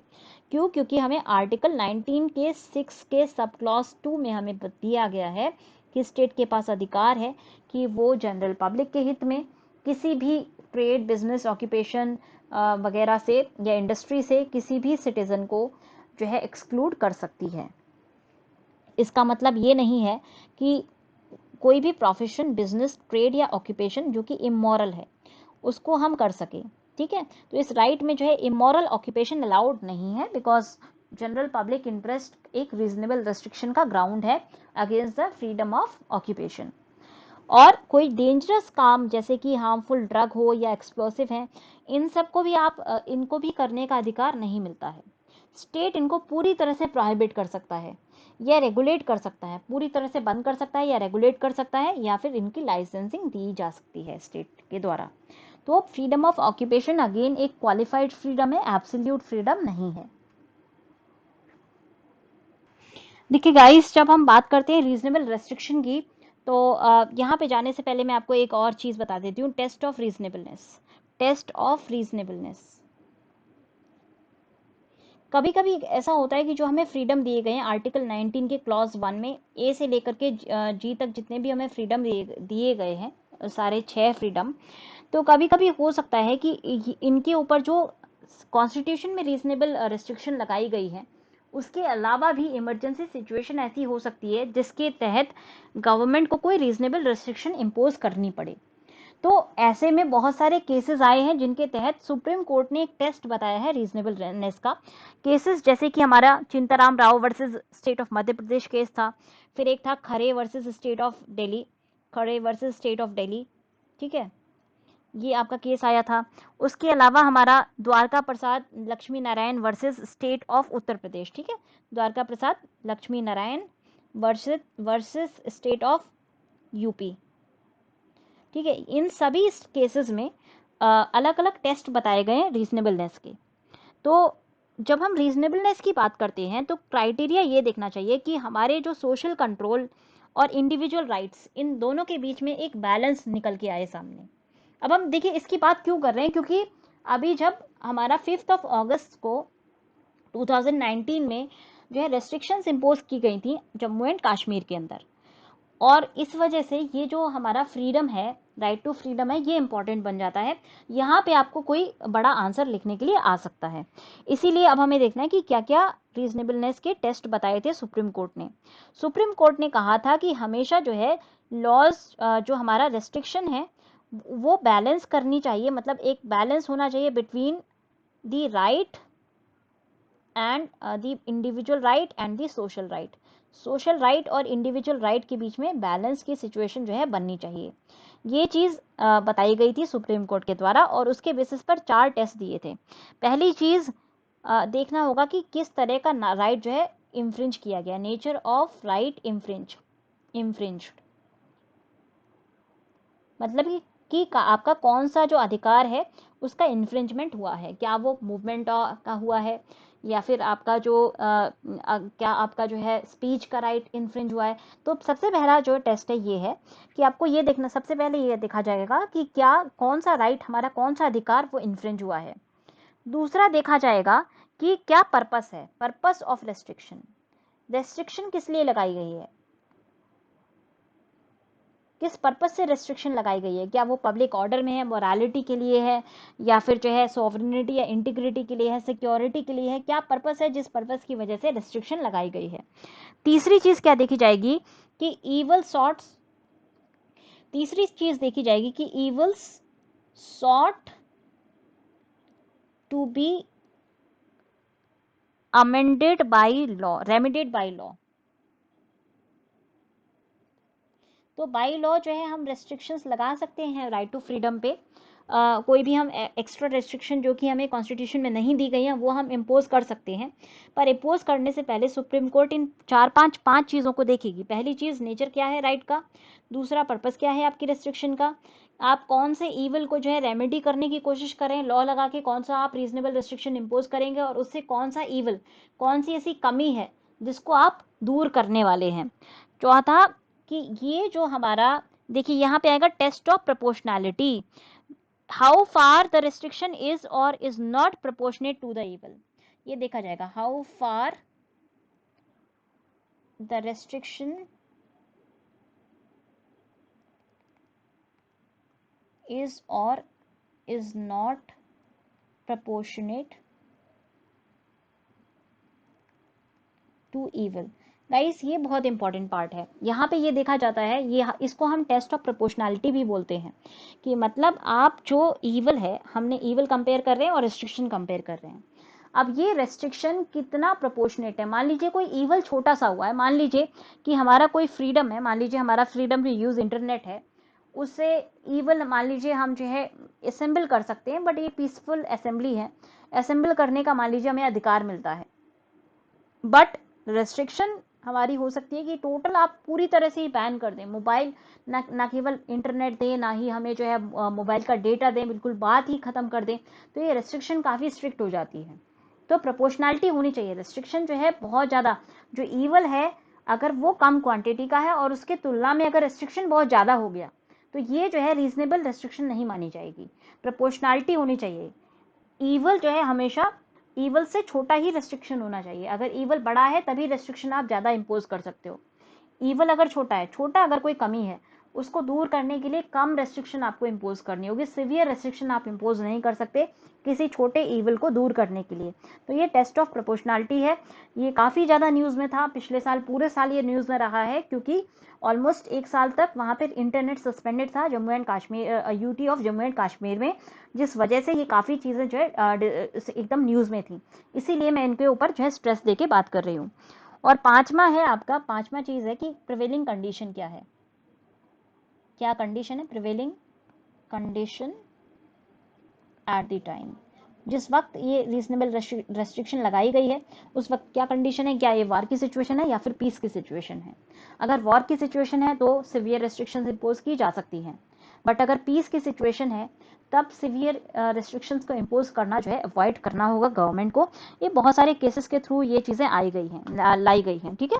तो ये हमारा जो है टेस्ट ऑफ रीजनेबलनेस ये गवर्नमेंट ने दिया है, सॉरी सुप्रीम कोर्ट ने दिया है। इसमें जो सबसे इम्पोर्टेंट केस जिसके तहत ये डाला गया है वो है Dwarka Prasad Laxmi Narayan versus state of Uttar Pradesh. अब एक और चीज़ है, राइट टू मीडिया ट्रायल, ठीक है। अभी अगेन ये सुशांत सिंह राजपूत के केस की वजह से इंपॉर्टेंट हो जाता है, क्योंकि इसके ऊपर बहुत पेटिशन डाली गई थी रिया चक्रवर्ती के द्वारा कि मीडिया ट्रायल को रोका जाए। अभी बॉम्बे हाई कोर्ट में भी उन्होंने पेटिशन डाली है। तो मीडिया ट्रायल की अगर हम बात करें, हमने देखा था right to freedom of speech and expression के तहत लोगों को जो है न्यूज़पेपर को इंफॉर्मेशन प्रिंट करने का अधिकार है। तो क्वेश्चंस कई बार रेज किए जाते हैं मीडिया ट्रायल के बारे में। जब कोई भी सेंसेशनल क्रिमिनल केस आता है और जिसको कोर्ट के सामने ट्राई किया जाए, या फिर जब पब्लिक क्यूरियोसिटी काफ़ी ज़्यादा होती है, तो पब्लिक जो है उसके अंदर काफ़ी ज़्यादा क्यूरियोसिटी होती है इस केस की हर चीज़ को जानने की कि क्या चल रहा है। न्यूज़पेपर यूजुअली एक दूसरे के साथ कॉम्पीट करते हैं, न केवल न्यूज़पेपर, मतलब मीडिया हाउसेस एक दूसरे के साथ कम्पीट करते हैं कि वो अपने अपने जो है वर्जन फैक्ट के पब्लिश करें। जैसा कि हमने देखा था, अभी हमने इस केस में भी देखा था, अलग अलग जो मीडिया चैनल्स है उन्होंने अलग अलग लोगों की जो है इंटरव्यूज़ लिए हैं, और एक जो है बहस सी छिड़ गई थी कि कौन जो है सबसे पहले इंटरव्यू किसका लेकर आता है। तो ये कुछ जो है अपने अपने रिपोर्टर्स को एम्प्लॉय कर देते हैं और ऐसी डिटेल्स को अनर्थ करते हैं जो कि अदरवाइज अवेलेबल नहीं है। जैसे कि अभी आपने सुशांत सिंह राजपूत के केस में भी देखा, बहुत सारी ऐसी डिटेल्स निकल के सामने आई हैं जो कि इवन पुलिस इन्वेस्टिगेशन के थ्रू नहीं आई थी, जो कि मीडिया ने इन्वेस्टिगेट करके ऐसी डिटेल्स को निकाला है। ये जो एंथुजियाज्म होता है रिपोर्टिंग का, ये काफ़ी अंडरस्टैंडेबल है, और उनको पूरा अधिकार होता है मीडिया को कि वो इन्वेस्टिगेटिव रिपोर्ट्स दे, इन्वेस्टिगेटिव जर्नलिज्म करे। बट अगर लॉ की हम बात करें तो ये जो इन्वेस्टिगेटिव जर्नलिज्म है इसकी अपनी रिस्क होती हैं, क्योंकि कभी कभी इस हड़बड़ी में या फिर इस जल्दबाजी में फैक्ट्स को सामने लाने के लिए कभी कभी मीडिया के द्वारा जो ट्रायल हो रहा होता है उससे कभी कभी जो है ये एक देखिए यहाँ से रिस्क आ जाती हैं। इसमें जो है कभी कभी चीज़ें जो है आउट ऑफ लिमिट हो जाती हैं, कभी कभी जो है चीज़ों को इतना ज़्यादा तोड़ मोड़ के फैक्ट्स को प्रेजेंट किया जाता है, और इवन बिफोर द कोर्ट की जो है किसी को गिल्टी या किसी भी अक्यूज को गिल्टी करार देने से पहले ही मीडिया कभी कभी एक्यूज को गिल्टी करार दे देती है, तो इसको ही मीडिया ट्रायल कहा जाता है। यहाँ पे अगर हम मीडिया में ट्रायल होता है या मीडिया सेंसेशनल न्यूज़ लेकर आती है या मीडिया जो है खबरें छापती है, सेंसेशनलाइजेशन करती है किसी भी केस का, तो उसमें जो है 3 रेस्ट्रिक्शंस लिमिट्स किए जा सकते हैं। ऑफ कोर्स मीडिया रिपोर्टिंग कर सकती है, इन्वेस्टिगेशन कर सकती है, मीडिया इन्वेस्टिगेटिव जर्नलिज्म कर सकती है, बट 3 रिस्ट्रिक्शन होंगे। तो ट्रायल ऑफ मीडिया की अगर हम बात करें, ट्रायल ऑफ मीडिया, इस केस में हमारे ऊपर 3 लिमिट्स डाली गई हैं कि ऊपर लिमिटेशंस की अगर हम बात करें तो मीडिया ट्रायल या इन्वेस्टिगेटिव जर्नलिज्म या मीडिया की रिपोर्टिंग है वो 3 ग्राउंड से रेस्ट्रिक्ट की जा सकती है किसी क्रिमिनल केस के ट्रायल के दौरान। पहला है राइट टू रेप्यूटेशन। अगर किसी की रेप्यूटेशन को हार्म होता है, मीडिया कोई इनकरेक्ट रिपोर्टिंग करती है जिस वजह से किसी की रेप्यूटेशन को हार्म होता है, तब उस रिपोर्टिंग को रेस्ट्रिक्ट किया जा सकता है। दूसरा, किसी की अगर प्राइवेसी का हनन होता है, अगर किसी की पर्सनल डेटा को जो है लीक किया जाता है, किसी के चैट रिकॉर्ड्स या फिर कॉल डेटा रिकॉर्ड्स वगैरह, सीडीआर, जैसे कि अभी आपने देखा होगा इस केस में बहुत सारे लोगों ने सीडीआर्स पब्लिश किए हैं। अगेन ये राइट टू प्राइवेसी के अगेंस्ट जाता है और कोर्ट या फिर स्टेट जो है इनको रेस्ट्रिक्ट कर सकता है, मीडिया को रेस्ट्रिक्ट किया जा सकता है कि प्राइवेसी के अगेंस्ट जाकर के पब्लिशिंग या रिपोर्टिंग ना की जाए। कंटेम्प्ट ऑफ कोर्ट की लॉ के अकॉर्डिंग, अगर कोई केस जो है ट्रायल स्टेज में है और केस के जो है फैक्ट्स को घुमा करके जजेस को या फिर जूरी को जो है इन्फ्लुएंस करने की कोशिश की जाए तो उसकी रिपोर्टिंग को भी स्टॉप किया जा सकता है। तो ट्रायल बाय मीडिया के ऊपर ये तीन जो है रेस्ट्रिक्शन है। राइट टू रेप्यूटेशन में एलिगेशन का होना चाहिए जिससे कि किसी के कैरेक्टर को जो है एडवर्सली रिफ्लेक्ट किया जाए।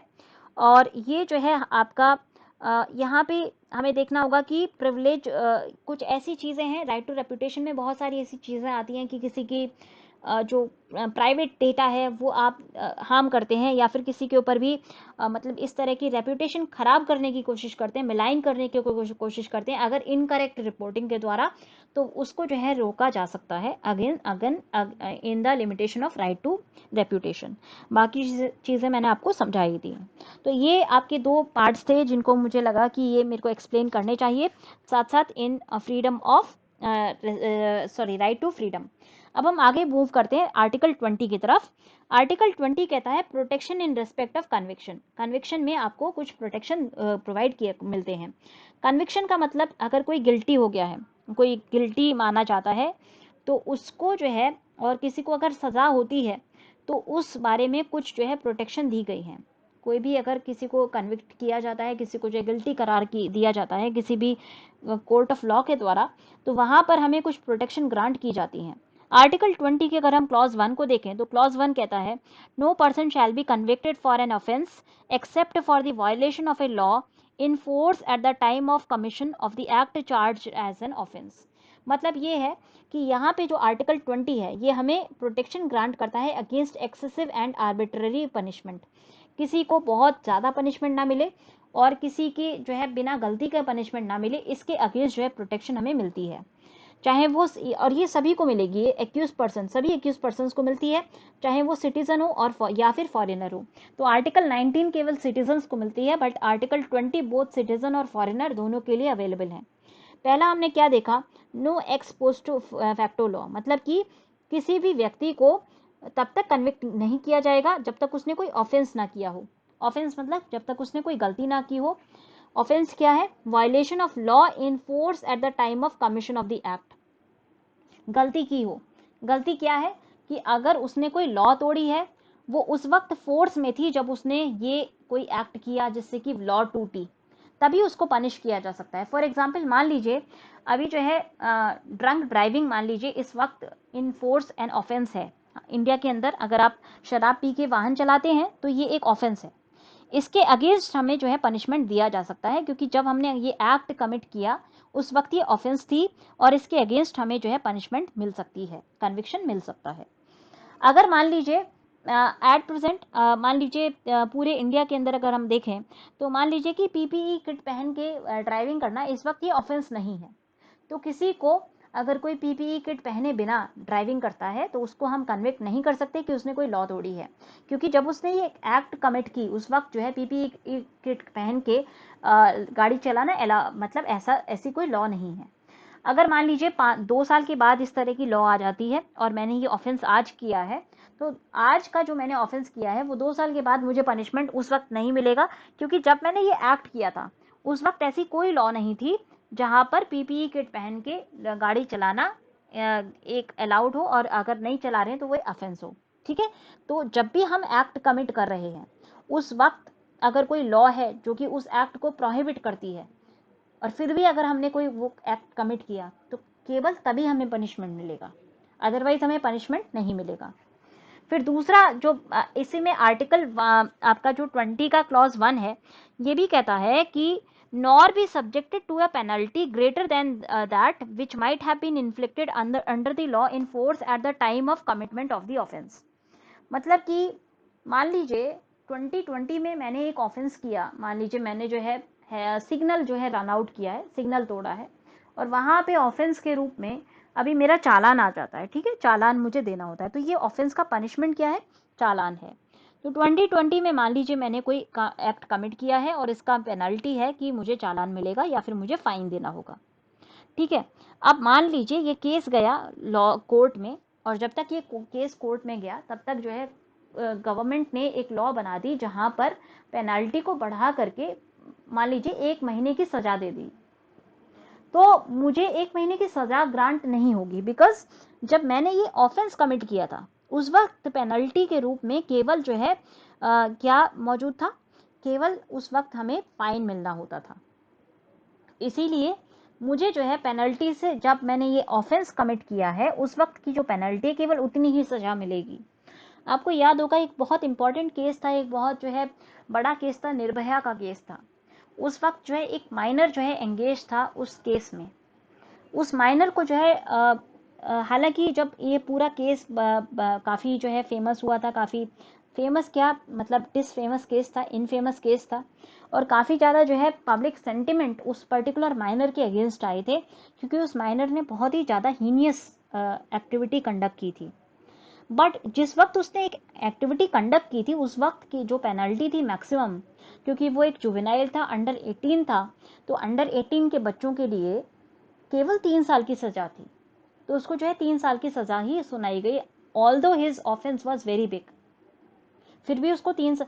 और उसके बाद जब ये केस चल रहा था तो गवर्नमेंट ने इवन जो है लॉ को चेंज करके 16 से ऊपर के बच्चों के लिए जो है उनको बोला, उनको जो है चेंज किया है, लॉ के अंदर अमेंडमेंट किए हैं कि अगर इस तरह की एक्टिविटी कोई भी जुवेनाइल करता है जो कि 16 से 18 के बीच में है, और उसने जो है ऐसी एक्टिविटी की है जो कि काफ़ी ज़्यादा हीनियस है, काफ़ी ज़्यादा सिवियर उसका क्राइम है, तो उसको जो है ट्राई किया जा सकता है just like an adult.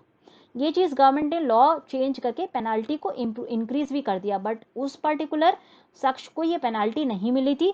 The reason being कि जब उसने लॉ ऑफेंस कमिट किया था उस वक्त की पेनाल्टी उसकी मैक्सिमम 3 साल की थी, इसीलिए 3 साल से ज़्यादा की सज़ा उसको नहीं दी जा सकती थी। आई होप आपको ये समझ आया होगा।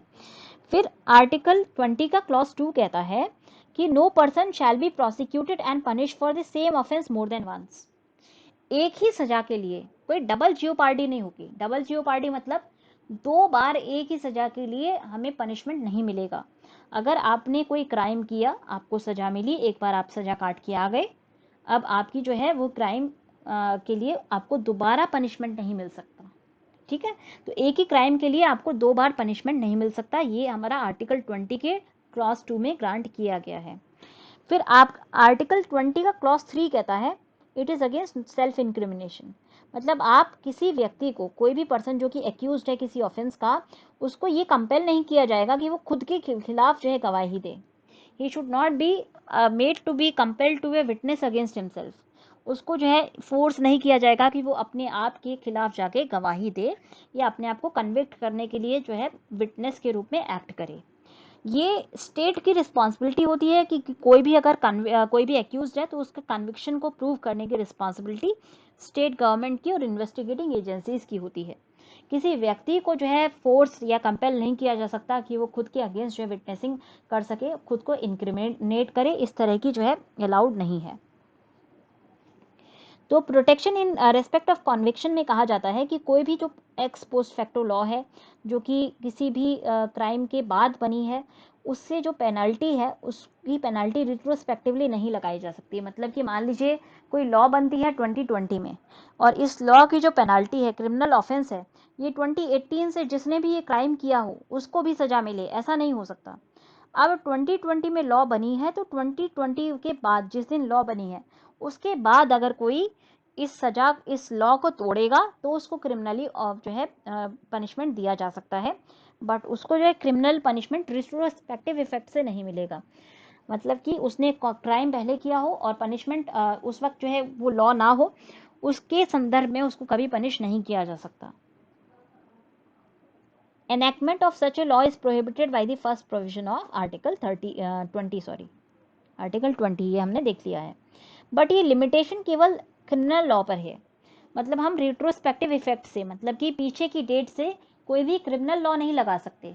क्रिमिनल लॉ हमेशा प्रोस्पेक्टिव इफेक्ट से बनती है, मतलब कि क्रिमिनल लॉ जब बन जाती है उसके बाद ऑफेंस माना जाएगा। बट सिविल लॉ पीछे से भी लगाई जा सकती है। सिविल लॉ ऐसे लगाई जा सकती है, सिविल लाइबिलिटी पीछे से भी इम्पोज की जा सकती है। तो सिविल, जैसे कि कोई टैक्स का कोई फाइन है, वो हमने आज, मान लीजिए कल मेरा जो है टैक्सेशन लिमिट, मान लीजिए एक पर्टिकुलर, मान लीजिए कोई भी फाइन है, वो इन 2019 देयर वाज नो लॉ जिसके तहत कोई फाइन आता हो, तो मैंने फाइन नहीं दिया। अब 2020 में मान लीजिए कोई लॉ बनती है जिसके तहत किसी तरह का एक मॉनेटरी फाइन इम्पोज किया गया मेरी किसी एक्ट पे, तो मुझे वो फाइन देना पड़ेगा क्योंकि मैंने 2019 में वो एक्ट कमिट की थी। तो सिविल लाइबिलिटी इम्पोज की जा सकती है, क्रिमिनल लाइबिलिटी रिट्रोस्पेक्टिव इफेक्ट से इम्पोज नहीं की जा सकती। ठीक है, ये थोड़ा सा कॉम्प्लिकेटेड है समझना, बट आई होप अगर आपको समझ आ गया हो तो आप कमेंट सेक्शन में डालिएगा, फीडबैक दीजिएगा। नहीं समझ आया हो तो भी आप फीडबैक दीजिएगा, जिससे कि मैं आपको एक डाउट क्लियरिंग सेशन के लिए मैं लाइव आके आपकी डाउट्स को क्लियर कर सकूं। तो सिविल लाइबिलिटी या टैक्स ये जो है रिट्रोस्पेक्टिवली इम्पोज किए जा सकते हैं, ये पीछे की डेट से इम्पोज किए जाते सकते हैं। बट कोई भी जो लीगल कोई भी क्रिमिनल लॉ है, क्रिमिनल पेनल्टी है, वो पीछे की डेट से अप्लाई नहीं होगी। ये प्रोहिबिशन जो है कन्विक्शन या सेंटेंस को ही प्रोहिबिट करता है। मतलब कि x post facto criminal law, मतलब कि कोई क्रिमिनल लॉ है, उसमें अगर कोई सेंटेंस है, मतलब कि कोई सज़ा है या फिर कोई मतलब किसी भी तरह का आपको जो है सज़ा मिलती है, कोई भी जेल जाते हैं आप किसी भी तरह से किसी क्रिमिनल लॉ के तहत, तो केवल उसी में आपको प्रोटेक्शन है कि आप पीछे की डेट में अगर आपने कोई गलती की है तो उसके लिए आपको जेल की सज़ा नहीं मिलेगी। ये प्रोटेक्शन क्लेम नहीं किया जा सकता in case of preventive detention. Preventive detention का मतलब है कि पहले से ही अगर डिटेन कर लिया जाए कि आप कोई गलती कर सकते हैं और इस वजह से अगर आपको डिटेन कर लिया, तो इसको हम प्रिवेंटिव डिटेंशन बोलते हैं। प्रिवेंटिव डिटेंशन के दौरान इसको जो है क्लेम नहीं किया जा सकता है, या फिर सिक्योरिटी डिमांड करते वक्त भी इसको जो है protection in respect of conviction को क्लेम नहीं किया जा सकता। तो सिक्योरिटी पर्पसेस के लिए कभी कभी मजिस्ट्रेट वगैरह को पावर होती है, एग्जीक्यूटिव के पास पावर होती है कि कुछ लोगों को डिटेन कर सके, तो उसमें जो है हमें prevention in respect of conviction grant नहीं होता, ये प्रोटेक्शन हमें ग्रांट नहीं होता। फिर अगर हम डबल जियोपार्डी की बात करें, तो ये केवल तभी अवेलेबल होगा जब आप किसी कोर्ट ऑफ लॉ या फिर जुडिशियल ट्राइब्यूनल के सामने ही आपको पनिशमेंट नहीं मिलेगा। मतलब ये दो बार अगर आपको जो है पनिश किया गया है किसी कोर्ट ऑफ लॉ से, तब आपके ऊपर कोई एडमिनिस्ट्रेटिव कार्यवाही होती है तो वो अलाउड होगी। बट एक बार आपको जो है दो बार एक कोर्ट दो बार सजा नहीं सुना सकती, ठीक है। बट कोई आपके ऊपर क्रिमिनल डिपार्टमेंटल या एडमिनिस्ट्रेटिव अथॉरिटीज आपके ऊपर जो है कोई भी एक्शन ले सकती है जो कि जुडिशियल नेचर के नहीं है। जुडिशियल नेचर की एक ही बार आपको सजा मिल सकती है, बट आपको जो है जुडिशियल सजा के कारण एडमिनिस्ट्रेटिव कार्यवाही आपके ऊपर हो सकती है। फॉर एग्जाम्पल, मान लीजिए किसी ने कोई क्राइम कमिट किया, मान लीजिए किसी ने जो है कोई मर्डर कमिट किया है और वो एक गवर्नमेंट सर्वेंट है, तो उसको जो है कोर्ट ने सज़ा सुना दी और वो सज़ा काट के आया। अब मान लीजिए 14 ईयर्स के बाद वो बाहर निकल के आया है, तो उसको जो है जो डिपार्टमेंट है उसके ऊपर कार्रवाई करते हुए उसकी पेंशन वगैरह रोक सकता है, उसको जो है रिज्वाइन नहीं करने दे सकता है। तो ये सारी चीज़ें हो सकती हैं, ये एडमिनिस्ट्रेटिव अथॉरिटीज़ भी पनिश कर सकती हैं आपके क्राइम के लिए, क्योंकि ये जुडिशियल नेचर का पनिशमेंट नहीं है। जुडिशियल नेचर का आपको जो है पनिशमेंट एक सजा के लिए एक ही बार मिलेगा। उसके इसी तरह से तीसरी चीज़ हमने देखी थी कि सेल्फ इंक्रिमिनेशन। सेल्फ इंक्रिमिनेशन मतलब कि किसी व्यक्ति को के ऊपर फोर्स नहीं किया जाएगा कि वो खुद के अगेंस्ट जो है गवाही दे, चाहे वो ओरल गवाही हो, किसी को क्वेश्चनिंग करके अपने आप के खिलाफ स्टेटमेंट देने के लिए मजबूर नहीं किया जाएगा, या कोई भी उससे डॉक्यूमेंट्री एविडेंस जैसे कि उससे किसी जगह साइन नहीं कराए जाएंगे जिसमें वो खुद को जो है इंक्रिमिनेट करता हो या खुद की जो है अपने आप की सजा, अपने आप का कोई भी जो है सजा मानता हो। बट इसका मतलब ये नहीं है कि आप कंपल्सरीली किसी से मटेरियल ऑब्जेक्ट नहीं मांग सकते। फॉर एग्जांपल, आप किसी से उसका लैपटॉप या उसका मोबाइल फ़ोन मांग सकते हैं वो चेक करने के लिए कि क्या उसने कोई क्राइम करने के लिए उसका कुछ कमिट तो नहीं किया था, या कोई उसका एसएमएस वगैरह आप चेक कर सकते हैं। उससे कोई भी मटेरियल मांगा जा सकता है, उससे जो है उसके डॉक्यूमेंट्स मांगे जा सकते हैं, उसके ट्रांजैक्शंस या कोई भी मटेरियल, उसका घर का कोई भी सामान मांगा जा सकता है जिससे जो कि क्राइम का को प्रूव करे। फॉर एग्जांपल, अगर मर्डर होता है तो वेपन हमें देखना होता है कि क्या वेपन हो सकता है। अब मान लीजिए कोई वेपन हो उसके घर का किचन नाइफ, तो आप उससे मटेरियल, ये जो आपका मटेरियल ऑब्जेक्ट है नाइफ है, इसको मांग सकते हैं क्योंकि ये आपका जो है क्राइम को प्रूव करने में हेल्प करेगा। तो ये जो है सेल्फ इंक्रिमिनेशन में नहीं आएगा। किसी भी व्यक्ति का आप थंब इम्प्रेशन मांग सकते हैं जिससे कि डेटाबेस के अगेंस्ट जो है हम टेस्ट कर सकें कि जो फिंगरप्रिंट मिली है वो उसके थंब इम्प्रेशन से मैच करती है या नहीं। तो थंब इम्प्रेशन लिया जा सकता है, थंब इम्प्रेशन जो है सेल्फ इंक्रिमिनेशन में नहीं आएगा। किसी के स्पेसिमेन सिग्नेचर लिए जा सकते हैं, ब्लड स्पेसिमेन वगैरह लिए जा सकते हैं क्राइम को प्रूव करने के लिए।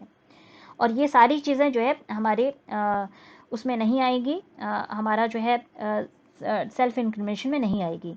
एग्जीबिशन ऑफ बॉडी, जो है बॉडी का एग्जामिनेशन किया जा सकता है जिससे कि कोई चोट वगैरह का जो भी है निशान वगैरह देखा जा सके। अगेन ये भी आपका जो है इंक्रिमिनेशन में नहीं आएगा। और ये केवल क्रिमिनल प्रोसीडिंग्स में मिलता है। सेल्फ इंक्रिमिनेशन के अगेंस्ट जो हमें प्रोटेक्शन है वो क्रिमिनल प्रोसीडिंग में मिलता है, सिविल प्रोसीडिंग में नहीं मिलता। या कोई भी ऐसी प्रोसीडिंग, कोई भी एडमिनिस्ट्रेटिव ट्राइब्यूनल है या कोई भी जुडिशियल ट्राइब्यूनल है जहाँ पर क्रिमिनल नेचर का आपके अगेंस्ट कोई केस नहीं चल रहा, वहाँ पे हमें अगेंस्ट सेल्फ इंक्रिमिनेशन वाला जो कन्विक्शन वो है प्रोटेक्शन है वो प्रोवाइड नहीं होता। अब हम बात करेंगे आर्टिकल 21 की। एक सेकेंड रुकिए। एक और चीज़ है testimonial compulsion for the accused. एक और चीज़ है testimonial compulsion for the accused. तो कोई एक्यूज जो है, जो कि ये जो हमारा आर्टिकल 20 के अगेंस्ट जो हमें सेल्फ इंक्रिमिनेशन की बात की थी कि कोई अपने आप के ऊपर अगेंस्ट विटनेस करने के लिए उसको जो है ज़बरदस्ती उसको विटनेस नहीं बनाया जा सकता उसके अगेंस्ट। ये जो प्रोटेक्शन दी गई है ये केवल एक्यूज को दी गई है। जिसको एक्यूज किया गया है उसको जो है फोर्स नहीं किया जाएगा कि वो अपने खिलाफ गवाही दे। बट जो गवाह है उसके पास इस तरह का प्रोटेक्शन नहीं मिलता है। अगर वो कोई गवाह है, जेन्युइन गवाह है, उसने कोई क्राइम होते हुए देखा है, तो उसको ये प्रोटेक्शन नहीं मिलता कि वो कोर्ट में जाके ये कहे कि वो इस केस में विटनेस नहीं बनना चाहता है। उसको विटनेस के रूप में टेस्टिमनी देनी होगी। ये चीज़ हमारी राज नारायण लाल वर्सेस मानिक फिरोज मिस्त्री वाले केस में सुप्रीम कोर्ट ने एस्टैब्लिश की थी। अब हम आगे बढ़ते हैं आर्टिकल 22 की ओर, सॉरी आर्टिकल 21 की ओर, protection of life and personal liberty. तो आर्टिकल 21 डिक्लेयर करता है कि कोई भी पर्सन, आर्टिकल 21 बहुत छोटा सा है, ये कहता है no person shall be deprived of his life or personal liberty except according to the procedure establish by law. यहाँ पे ये वर्ड नोटिस करने वाला है, प्रोसीजर एस्टैब्लिश बाई लॉ।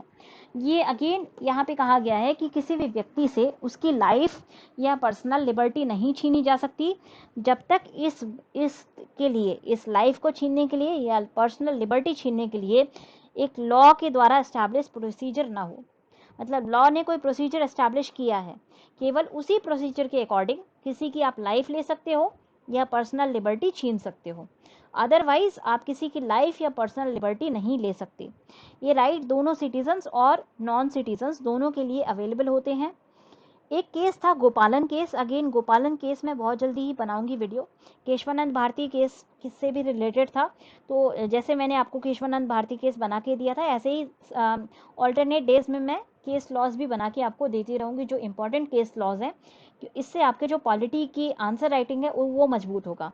तो एक केस था गोपालन केस जिसका मैं सेपरेट वीडियो बनाऊंगी। वहाँ पे उस केस में सुप्रीम कोर्ट ने कहा था कि आर्टिकल 21 का जो इंटरप्रिटेशन लिया था काफ़ी नैरो लिया था। उन्होंने जो इसमें लिखा हुआ है सिर्फ उसको ही देखा था, मतलब कि वर्ड बाय वर्ड इसको जो है इंटरप्रेट किया था। इसमें सुप्रीम कोर्ट ने कहा, गोपालन केस में सुप्रीम कोर्ट ने कहा कि आर्टिकल 21 के अंदर जो प्रोटेक्शन है वो केवल आर्बिट्ररी एग्जीक्यूटिव एक्शन के अगेंस्ट मिलता है।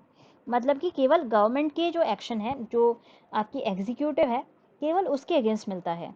अगर कोई आर्बिट्ररी लेजिस्लेटिव एक्शन होता है, कोई लॉ बना ली जो कि मान लीजिए अनलॉफुल है, उसके अगेंस्ट आपको कोई प्रोटेक्शन नहीं मिलेगा, क्योंकि प्रोसीजर एस्टैब्लिश बाय लॉ की हम बात कर रहे हैं। अगर लॉ में कोई प्रोसीजर है जिसके तहत किसी की लाइफ ली जा सकती है या लिबर्टी ली जा सकती है, तो वो लीगल होगा। ऐसा गोपालन केस में सुप्रीम कोर्ट ने कहा था। ये जो प्रोसीजर एस्टैब्लिश बाय लॉ का जो कॉन्सेप्ट है, ये हमने ब्रिटिश कॉन्स्टिट्यूशन से लिया है। ब्रिटिश कॉन्स्टिट्यूशन के तहत जो पार्लियामेंट है वो सुप्रीम मानी जाती है। पार्लियामेंट एक सोवरेन बॉडी है, पार्लियामेंट किसी भी तरह का लॉ बना सकती है। इसीलिए वहाँ जो प्रोसीजर एस्टैब्लिश बाय लॉ होगा, उसके तहत पार्लियामेंट ने जो भी लॉ बनाया होगा वो सुप्रीम माना जाएगा। और लॉ के तहत अगर कोई आर्बिट्ररी एक्शन भी होता है वो भी अलाउड होता है ब्रिटेन की कॉन्स्टिट्यूशन के तहत।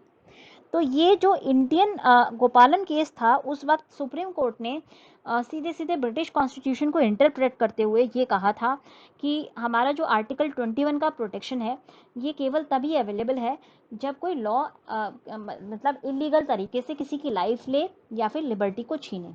अगर ऐसी कोई लॉ है जिसके तहत लाइफ या लिबर्टी छीनी जा सकती है और उस प्रोसीजर को अप्लाई करते हुए अगर किसी की लाइफ या प्रॉपर्टी को छीना जाए तो ये लीगल होगा। ऐसा गोपालन केस में सुप्रीम कोर्ट ने कहा था। इसका मतलब ये हुआ कि स्टेट जो है राइट टू लाइफ और लिबर्टी को जो है लॉ के बेसिस पर छीन सकता है, जैसा कि मैं आपको समझा रही थी। अब ये यहाँ पे अगर हम बात करें तो प्रोसीजर एस्टैब्लिश बाय लॉ जो कि आर्टिकल 21 में है, ये थोड़ा सा अलग होता है from due process of law. Due process of law जो है अमेरिकन कॉन्स्टिट्यूशन का कॉन्सेप्ट है। ड्यू प्रोसेस ऑफ लॉ का मतलब है ना केवल लॉ के अंदर प्रोसीजर होना चाहिए, एक तो प्रोसीजर तो है ही लॉ के अंदर, बल्कि law itself is legal. Law should also be legal, law should be legal. Law जो हमने बनाई है वो खुद वैध होनी चाहिए पहले, फिर उसके अंदर अगर कोई प्रोसीजर है तो हम उस प्रोसीजर को अप्लाई कर सकते हैं। तो ड्यू प्रोसेस ऑफ लॉ से थोड़ा सा डिफरेंट होता है प्रोसीजर एस्टैब्लिश बाय लॉ। इसीलिए वैलिडिटी ऑफ लॉ जो कि प्रोसीजर मतलब जिसके अंदर कोई प्रोसीजर है उसको क्वेश्चन, मतलब गोपालन केस में सुप्रीम कोर्ट ने कहा कि वैलिडिटी किसी लॉ की जिसके अंदर प्रोसीजर दिया गया है उसको जो है हम क्वेश्चन नहीं कर सकते इस ग्राउंड पे कि लॉ ही अनरीजनेबल है, लॉ ही अनफेयर है, लॉ ही अनजस्ट है। लॉ शुड बी लीगल का मतलब क्या हुआ? लॉ रीजनेबल होनी चाहिए, लॉ जो है जस्ट होनी चाहिए, और लॉ जो है आपकी फेयर होनी चाहिए, तभी हम लॉ को लीगल बोलेंगे। ठीक है, तो ड्यू प्रोसेस ऑफ लॉ का मतलब है अगर किसी लॉ में कोई प्रोसीजर दिया हुआ है जिसके तहत लाइफ या लिबर्टी ली जा सकती है, तो पहले तो वो लॉ ही लीगल होनी चाहिए, मतलब लॉ रीजनेबल होनी चाहिए, लॉ जस्ट होनी चाहिए, लॉ फेयर होनी चाहिए। उसके बाद ही उस प्रोसीजर को अप्लाई करते हुए हम लाइफ या लिबर्टी ले सकते हैं। ये जो है ड्यू प्रोसेस ऑफ लॉ का कॉन्सेप्ट है। गोपालन केस में सुप्रीम कोर्ट ने कहा चाहे इलीगल लॉ भी है, लॉ बन के आ गई और लॉ के अंदर कोई प्रोसीजर है जिसके तहत लाइफ ली जा सकती है, तो लाइफ लेना अलाउड होगा। वैलिडिटी लॉ की जो है हम इस वजह से क्वेश्चन नहीं कर सकते कि आपकी लॉ अनरीजनेबल है या अनफेयर है या अनजस्ट है।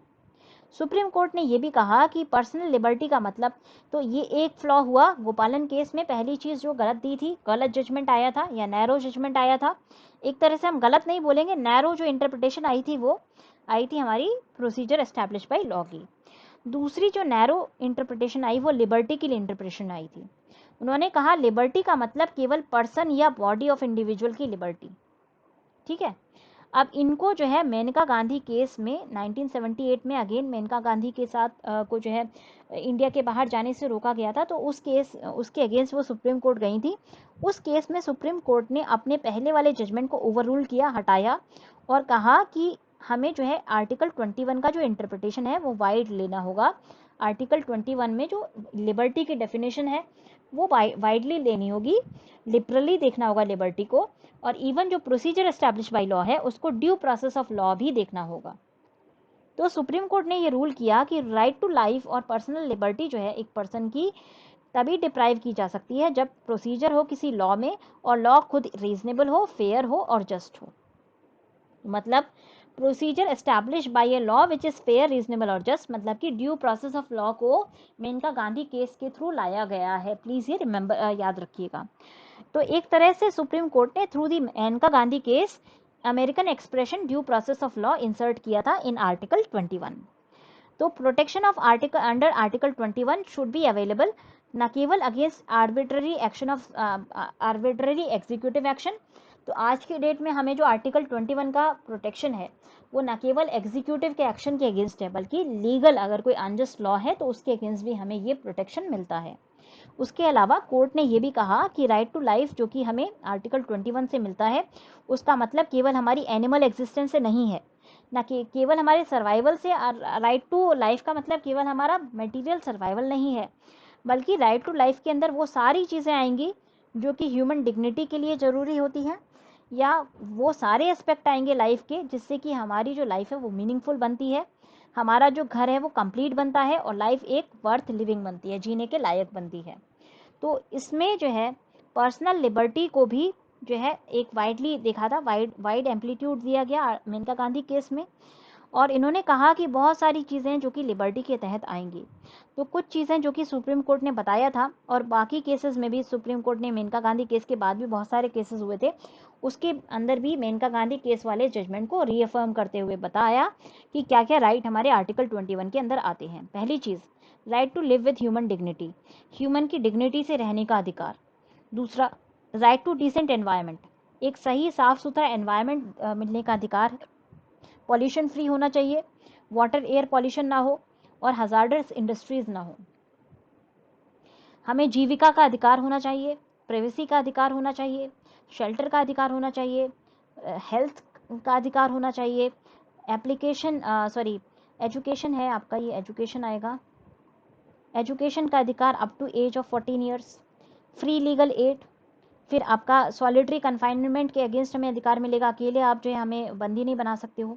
स्पीडी ट्रायल, जल्दी से जल्दी हमारा जो है ट्रायल हो, अगर कोई कोई एक्यूज है तो उसका ट्रायल जो है जल्दी से जल्दी हो। फिर हैंड कफिंग के अगेंस्ट जो है अधिकार मिलता है, पब्लिक प्लेसेस पे ऐसे हैंड कफिंग नहीं कर सकते, इनह्यूमन ट्रीटमेंट नहीं कर सकते हैं। डिलेड एग्जीक्यूशन के अगेंस्ट भी अधिकार हमें राइट टू लाइफ का मिलता है। ट्रैवल अब्रॉड करने, ये राइट टू लिबर्टी का अधिकार है हमें, कि हमें बाहर लिबर्टी के तहत हमें बाहर घूमना भी अलाउड है। बॉन्डेड लेबर के अगेंस्ट हमें अधिकार मिलता है। कस्टोडियल, कस्टडी में लेके हमें हरास नहीं कर सकते। इमरजेंसी मेडिकल एड मिलनी चाहिए अगर किसी का एक्सीडेंट हुआ है, ये भी राइट टू लाइफ में आता है। Right to timely medical treatment in government hospital, ये भी राइट टू लाइफ में आएगा। Right not to be driven out of state, state से भगा नहीं सकते हो आप, स्टेट में रहने का अधिकार है। फेयर ट्रायल का अधिकार है, प्रिजनर के पास अधिकार है कि उसके पास सारी नेसेसिटीज़ हों लाइफ की, उसको मिले। विमेन के पास अधिकार है कि उनको डिसेंसी और डिग्निटी के साथ ट्रीट किया जाए, ये विमेन की लाइफ में आएगा। Right against public hanging, public में आप जो है किसी चौराहे पे किसी की लाइफ नहीं ले सकते, you can take away the life, but आप जो है डिग्निफाइड मैनर में ले सकते हैं, पब्लिक जो है एग्जीक्यूशन नहीं कर सकते। और right to road in hilly areas, ये भी हमारा जो है right to life or personal liberty के अंदर आता है। फिर राइट टू इन्फॉर्मेशन, ये भी राइट टू पर्सनल लिबर्टी में आएगा। Right to reputation, right to appeal from a treatment of from a conviction, ठीक है। Right to family pension, right to social and economic justice, right against bar fetters, मतलब कि आप जो है आप मतलब आपको जो है ज़बरदस्ती कन्फाइन करके नहीं रखा जा सकता। इंश्योरेंस पॉलिसी का आपके पास अधिकार है, सोने का अधिकार है। फ्रीडम फ्रॉम नॉइज पॉल्यूशन, ये भी आपका राइट टू लाइफ में आएगा। Sustainable development right to life में आएगा। Right to opportunity right to life में आएगा। तो आप एक तरह से देख सकते हैं कि राइट टू लाइफ जो है आपका सबसे वाइड लाइफ है, इसके अंदर बहुत सारे अधिकार आते हैं, बहुत सारी जो है प्रोटेक्शन हमें सुप्रीम कोर्ट ने दी है अंडर राइट टू लाइफ। अब आर्टिकल 21A की अगर हम बात करें तो आर्टिकल 21A डिक्लेयर करता है कि स्टेट जो है फ्री और कंपलसरी एजुकेशन प्रोवाइड करेगा सभी बच्चों को जो कि 6 से 14 साल के बीच में है, और ऐसे मैनर में जैसे कि स्टेट डिटरमाइन करे। Time to time. इसका मतलब ये है कि केवल एलिमेंट्री एजुकेशन ही फंडामेंटल राइट है, हायर या फिर प्रोफेशनल एजुकेशन ये फंडामेंटल राइट नहीं है। ये प्रोविजन हमारा 86 कॉन्स्टिट्यूशनल अमेंडमेंट एक्ट 2002 के तहत आया था। ये अमेंडमेंट एक बड़ा माइलस्टोन है, क्योंकि यहाँ से हम एजुकेशन फॉर ऑल का जो एम है उसको अचीव करने की कोशिश करते हैं। गवर्नमेंट ने इसको बोला था कि ये सेकेंड रिवॉल्यूशन है इंडिया के सिटीजन राइट्स के चैप्टर में।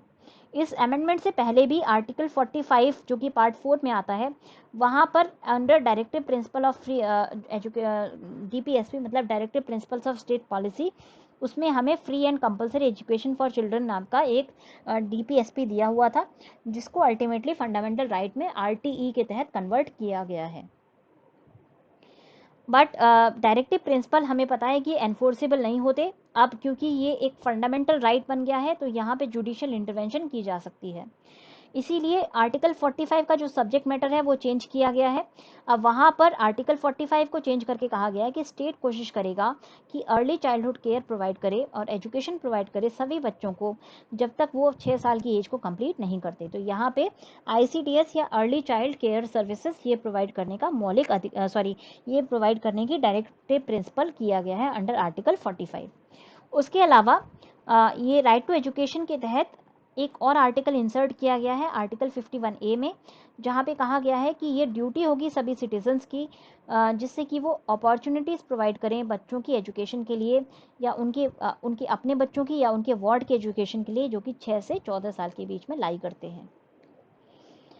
तो उसके बाद से राइट टू एजुकेशन देखिए, इसकी इकोनॉमिक कैपेसिटी और डेवलपमेंट ऑफ स्टेट के द्वारा लिमिटेड है, क्योंकि स्टेट की अपनी कैपेसिटी है। बहुत ज़्यादा एजुकेशन के लिए जो इंफ्रास्ट्रक्चर क्रिएट करना ये स्टेट की रिस्पॉन्सिबिलिटी है। तो अपने जजमेंट में कोर्ट ने पहले वाले जजमेंट को ओवररूल करते हुए ये कहा कि फंडामेंटल राइट टू एजुकेशन केवल पहले कहा था कि किसी भी लेवल तक होना चाहिए, including professional education like medicine और इंजीनियरिंग। इसको ओवररूल करते हुए कहा गया कि राइट टू एजुकेशन जो है वो केवल 6 से 14 ईयर्स के बीच में ही फंडामेंटल राइट है। बाकी लोगों को अधिकार है, बट वो एक फंडामेंटल राइट नहीं है। फंडामेंटल राइट केवल 6 to 14 ईयर्स के बीच में under article 21A। Article 21A को एनफोर्स करने के लिए गवर्नमेंट ऑफ इंडिया ने या पार्लियामेंट ने right of children to free and compulsory education RTE act 2009 पास की थी, क्योंकि ये सेल्फ एग्जीक्यूटरी राइट नहीं है। इसको एग्जीक्यूट करने के लिए एक लॉ को एनफोर्स करना ज़रूरी था। तो ये जो लॉ पास की गई थी इसका नाम था right of children to free and compulsory education act 2009। इस एक्ट ने हर बच्चे को ये अधिकार दिया है कि उसको मतलब उसके 6 से 14 साल के बीच में एलिमेंट्री एजुकेशन मिले, और वो इक्विटेबल क्वालिटी की होनी चाहिए, फॉर्मल स्कूल के अंदर होनी चाहिए, जिससे कि एसेंशियल नॉर्म्स और स्टैंडर्ड्स को फुलफिल करती हुई होनी चाहिए। ये लेजिस्लेशन इस बिलीफ में एंकर्ड है कि इक्वालिटी, सोशल जस्टिस और डेमोक्रेसी सबका मौलिक अधिकार है, और इससे कोशिश की गई है कि जस्ट और ह्यूमन सोसाइटी जो है क्रिएट हो, वो केवल जो है इंक्लूसिव एलिमेंट्री एजुकेशन से ही आ सकती है। नेक्स्ट हमारा जो आर्टिकल है वो आर्टिकल 22 है। गाइस मैं आज आर्टिकल 22 तक ही आपका कंप्लीट करूंगी। आर्टिकल 22 के बियॉन्ड 23 से हम जो है कल के अपने वीडियो में देखेंगे। आर्टिकल 22 की अगर हम बात करें तो आर्टिकल 22 का जो सब्जेक्ट मैटर है वो कहता है, आर्टिकल 22 का जो है क्लॉज 1 कहता है, 22 क्लॉज 1 ये कहता है कि no person who is arrested shall be detained in a custody without being informed as soon as may be on the grounds for such arrest, nor shall he be denied the right to consult and be defended by legal practitioner of his choice। इसका मतलब ये हुआ कि जो भी व्यक्ति arrest होता है या डिटेन होता है उसके पास कुछ अधिकार हैं। डिटेंशन की अगर हम बात करें ये दो तरह की होती है, प्यूनिटिव और प्रिवेंटिव। प्यूनिटिव डिटेंशन का मतलब होता है किसी भी व्यक्ति को पनिश करना जो उसका कोई ऑफेंस हुआ हो, ऑफेंस कमिट किया हो, और ट्रायल के बाद मतलब उसका जो है कोर्ट ने ट्राई कर लिया, उसके बाद कोर्ट ने अगर उसको जो है कन्विक्ट किया है, गिल्टी करार दिया है, तब उसको जो डिटेन किया जाता है उसको हम प्यूनिटिव डिटेंशन बोलते हैं। उसको पनिशमेंट के रूप में डिटेन किया गया है या फिर कैद किया गया है। प्रिवेंटिव डिटेंशन का मतलब है कि डिटेंशन विदाउट ट्रायल के बिना जो है डिटेन किया जाए या कन्विक्शन के बिना अगर डिटेन किया जाए तब उसको जो है प्रिवेंटिव ट्रायल बोलते हैं, प्रिवेंटिव डिटेंशन बोलते हैं। तो इसका पर्पस जो है, प्रिवेंटिव डिटेंशन का पर्पस पनिश करना नहीं होता, किसी पास्ट ऑफेंस के लिए पनिश करना नहीं होता, बल्कि नियर फ्यूचर में अगर वो ऑफेंस कमिट करे उससे रोकने के लिए जो है उसको डिटेन किया जाता है। तो ये एक प्रिकॉशनरी मेजर होता है जो कि सस्पिशन के बेस पर होता है। अगर शंका है कि कोई बवाल मचा सकता है, बलवा कर सकता है, तो उसको जो है प्रिवेंटिव डिटेंशन में रखा जा सकता है। आपने उमर अब्दुल्ला का केस सुना होगा, अभी रिसेंटली उनको और उनके पिताजी फारूक अब्दुल्ला जी को प्रिवेंटिव डिटेंशन में डाला गया था 2019 में। सिमिलरली एक शाह फैसल करके आईएएस अधिकारी थे और जिन्होंने जो है आईएएस से रिज़ाइन किया था, वापस शायद उन्होंने ज्वाइन भी कर लिया, उनका रेसिग्नेशन एक्सेप्ट नहीं हुआ था, उनको भी प्रिवेंटिव डिटेंशन में डाला गया था। तो ये प्रिवेंटिव डिटेंशन जो है किसी पास्ट ऑफेंस के लिए नहीं रखा जाता है, वो सस्पिशन के बेस पर एज ए प्रिकॉशनरी मेजर किसी पर्सन को डिटेन करके रखा जा सकता है। आर्टिकल 22 के दो पार्ट हैं। पहला पार्ट डील करता है कि ऑर्डिनरी लॉ से डील करता है और दूसरा पार्ट जो डील करता है वो प्रिवेंटिव डिटेंशन लॉ से डील करता है। तो आर्टिकल 22 का जो क्लॉज 1 है उसमें ये कहा गया है कि अगर किसी को अरेस्ट किया गया है, कस्टडी में लिया गया है, तो सबसे पहले उसको ग्राउंड बताना पड़ेगा किस ग्राउंड पे हमने जो है उसको अरेस्ट किया है। दूसरी चीज़ तो हमारा यहाँ पे क्या हुआ कि अगर डिटेन किया है या अरेस्ट किया है ऑर्डिनरी लॉ में, तो उसको अधिकार है कि उसको इन्फॉर्म किया जाए कि उसका ग्राउंड क्या है, किस बेसिस पे, किस ऑफेंस के लिए उसको अरेस्ट किया गया है। इसी में ये भी कहा गया है कि अगर उसको अरेस्ट कर लिया और उसको जो है पनिश किया गया है, तो उसको जो है कंसल्ट करने का और डिफेंड करने का अधिकार दीजिए लीगल प्रैक्टिशनर के द्वारा। लॉयर के को जो है रखने का अधिकार है, उसको ये अधिकार मिलना चाहिए कि वो अपने लॉयर से कंसल्ट कर सके और अपने आप को डिफेंड करवा सके।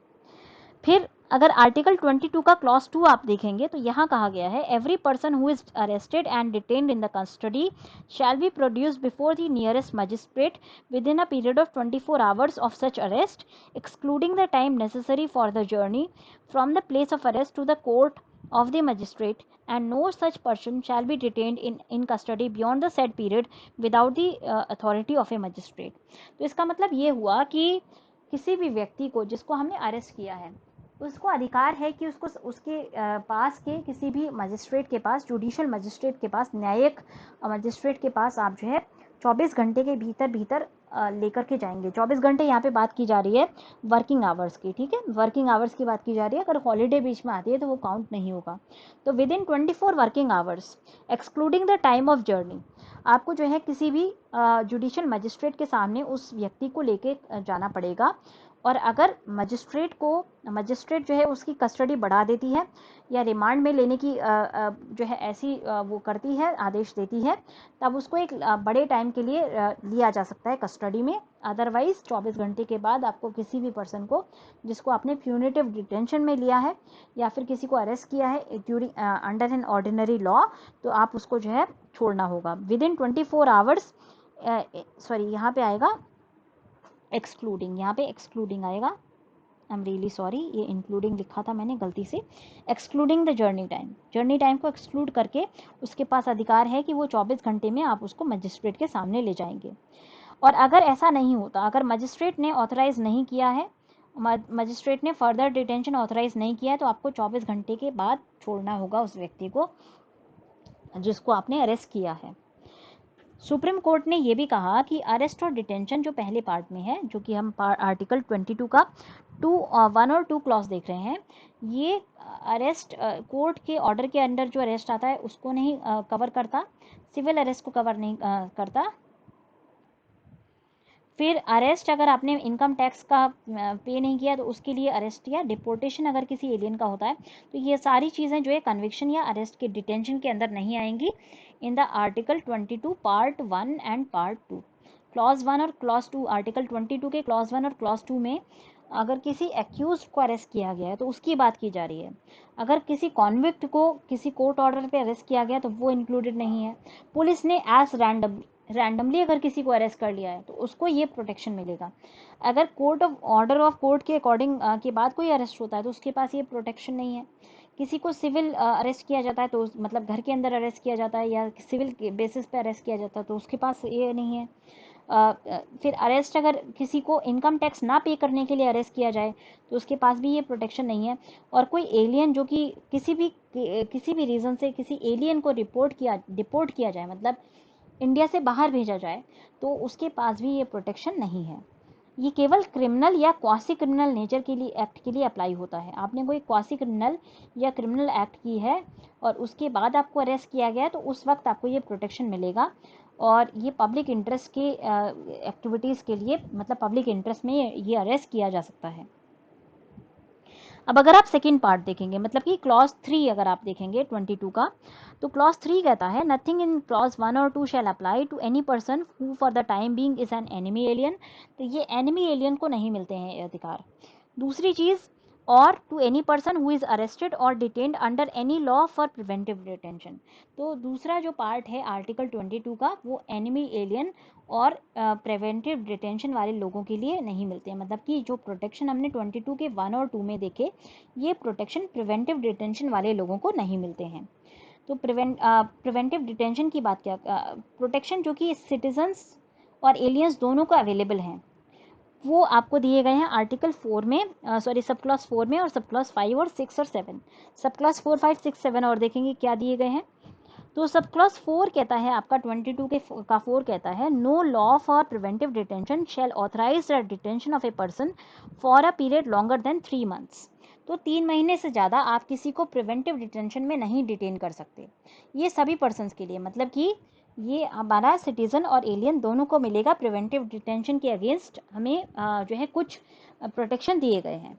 3 महीने तक आप किसी को भी प्रिवेंटिव डिटेंशन में रख सकते हैं, बट 3 महीने के अंदर के बाद आप नहीं रख सकते जब तक advisory board report sufficient cause for extended detention. अगर कोई एडवाइजरी बोर्ड कहता है कि इस एक कॉज है, आप इसको जो है फर्दर डिटेन कीजिए, 3 महीने के बाद डिटेन करना इस पर्सन को ज़रूरी है, तो 3 महीने के बाद भी डिटेन किया जा सकता है। 3 महीने तक बिना किसी एडवाइजरी बोर्ड के भी just on the basis of suspicion किसी को प्रिवेंटिव डिटेंशन में डाला जा सकता है। बट बियॉन्ड 3 मंथ्स अगर किसी को प्रिवेंटिव डिटेंशन में डालना है तो उसके लिए एडवाइजरी बोर्ड से सर्टिफाई करवाना होगा कि सफिशिएंट कॉज है इस पर्सन की डिटेंशन को एक्सटेंड करने का। और ये जो बोर्ड होता है एडवाइजरी बोर्ड, इसके अंदर जजेस होंगे कि कम से कम, एडवाइजरी बोर्ड में कौन आएगा ये देख लेते हैं। Advisory board consisting of person who are or have been or are qualified to be appointed as जजेस of a high court reported. तो मतलब कोई ऐसा व्यक्ति जो कि जज है या जज बनने के लायक है या फिर जज बन सकता है हाई कोर्ट का, तो ऐसा व्यक्ति जो है एडवाइजरी बोर्ड का हिस्सा होगा। और एडवाइजरी बोर्ड अगर कहता है कि इसका डिटेंशन आगे करना चाहिए तो डिटेंशन आप एक्सटेंड कर सकते हैं। फिर ground of detention should be communicated to the detenu. जिसको भी आपने डिटेन किया है उसको आपको बताना पड़ेगा कि किस ग्राउंड पर आपने उसको जो है प्रिवेंटिव डिटेंशन में रखा हुआ है। However, the facts considered to be against the public interest need not to be disclosed. पर कोई भी ऐसा फैक्ट है, मान लीजिए किसी का आपने डिटेन किया है because somebody is a threat to the national security, तो आप उसको ये इन्फॉर्म कर सकते हैं कि आप नेशनल सिक्योरिटी के अगेंस्ट का थ्रेट हैं। बट इस किस फैक्ट के बेसिस पर आपने कहा कि वो नेशनल सिक्योरिटी के अगेंस्ट है, ये अगर पब्लिक इंटरेस्ट में नहीं है तो आप इस फैक्ट को दबा सकते हैं। इस फैक्ट को आपको बताने की कोई कंपल्शन नहीं है। फिर नेक्स्ट कहा गया है आर्टिकल 22 का क्लॉज 5 कहता है when any person is detain in pursuance of any order under providing the further preventive detention, the authority making the order as soon as may be communicate to such person the grounds on which the detention is made and shall afford him the earliest opportunity to make representation against the order. तो मतलब आपको ground बताना होगा किस ground पर आपने detain किया, but ये ग्राउंड तब बताने की ज़रूरत नहीं है, फैक्ट देने की ज़रूरत नहीं है अगर वो पब्लिक इंटरेस्ट के अगेंस्ट हो। दूसरी चीज़, ग्राउंड बताने के अलावा एज सून एज पॉसिबल, जितनी जल्दी हो सके आप उस व्यक्ति को जिसको आपने प्रिवेंटिव डिटेंशन में रखा है उसको आपको अपॉर्चुनिटी देनी होगी, मौका देना होगा कि आपने जो एलिगेशंस लगाए हैं, आपने जो सस्पिशंस रखी हैं उसके ऊपर, उसके खिलाफ वो अपना रिप्रेजेंटेशन दे सके, उसके खिलाफ वो जो है अपनी सफाई दे सके। फिर आर्टिकल 22 का क्लॉज 6 कहता है पार्लियामेंट में by law prescribe. Parliament law के द्वारा क्या क्या रख सकता है। A the circumstances and the classes of cases in which a person can be detain for more than 3 month under a preventive detention law without obtaining the opinion of advisory board. तो law के द्वारा parliament जो है कुछ circumstances ऐसे दे सकता है, बना सकता है, या कुछ ऐसे केसेस के लिए लॉ बना सकता है जिसके तहत किसी भी पर्सन को डिटेन किया जा सके 3 महीने के बियॉन्ड बिना एडवाइजरी बोर्ड की ओपिनियन ऑब्टेन किए हुए। दूसरी चीज़, पार्लियामेंट के पास ये भी पावर है कि वो प्रिस्क्राइब कर सके कि क्या मैक्सिमम पीरियड ऑफ डिटेंशन होगा क्लास और केसेस के लिए, मतलब कि कुछ केसेस के लिए जो भी आपने प्रिवेंटिव डिटेंशन लॉ बनाई है उसके तहत कुछ केसेस के लिए मैक्सिमम डिटेंशन का पीरियड क्या होगा, इसके लिए भी पार्लियामेंट लॉ बना सकती है। फॉर एग्जांपल, पार्लियामेंट कह सकती है कि किसी पर्सन को नेशनल सिक्योरिटी में अगर हमें सस्पिशन है तो हम 6 महीने के लिए डिटेन कर सकते हैं, मैक्सिमम पीरियड 6 महीने का होगा। इस तरह की लॉ बनाई जा सकती है बाय पार्लियामेंट। तीसरी चीज़, आर्टिकल 22 का क्लॉज सी कहता है कि the procedure to be followed by the advisory board in an inquiry, किस प्रोसीजर के थ्रू इंक्वायरी करेगा एडवाइजरी बोर्ड, इस एरिया में भी पार्लियामेंट लॉ बना सकती है। तो अगर आप आर्टिकल 22 को देखें तो प्रिवेंटिव डिटेंशन के लिए आर्टिकल 22 काफ़ी ज़्यादा स्ट्रिक्ट है। आर्टिकल 44 जब 44th अमेंडमेंट एक्ट थी 1978 की, उसने पीरियड ऑफ डिटेंशन को जो है 3 से 2 महीने किया था। जो हमारे एडवाइजरी बोर्ड के बिना प्रिवेंटिव डिटेंशन जो रखना था वो पहले 3 महीने का था, इसको जो है 2 महीने किया गया था। बट ये प्रोविज़न जो है ये फोर्स में नहीं लाया गया है, क्योंकि और अभी भी ओरिजिनल जो पीरियड है वो 3 महीने का अभी भी कंटिन्यू करता है। तो 44th अमेंडमेंट एक्ट ने प्रोविज़न बनाया था, बट ये प्रोविज़न जो है नोटिफाई नहीं किया गया, इसलिए फोर्स में नहीं आया है। इसीलिए जो प्रिवेंटिव डिटेंशन है वो मिनिमम जो पीरियड आपका 3 महीने का है, इसके बियॉन्ड आपको अगर रखना है तो आपको एडवाइजरी बोर्ड से परमिशन लेनी होगी।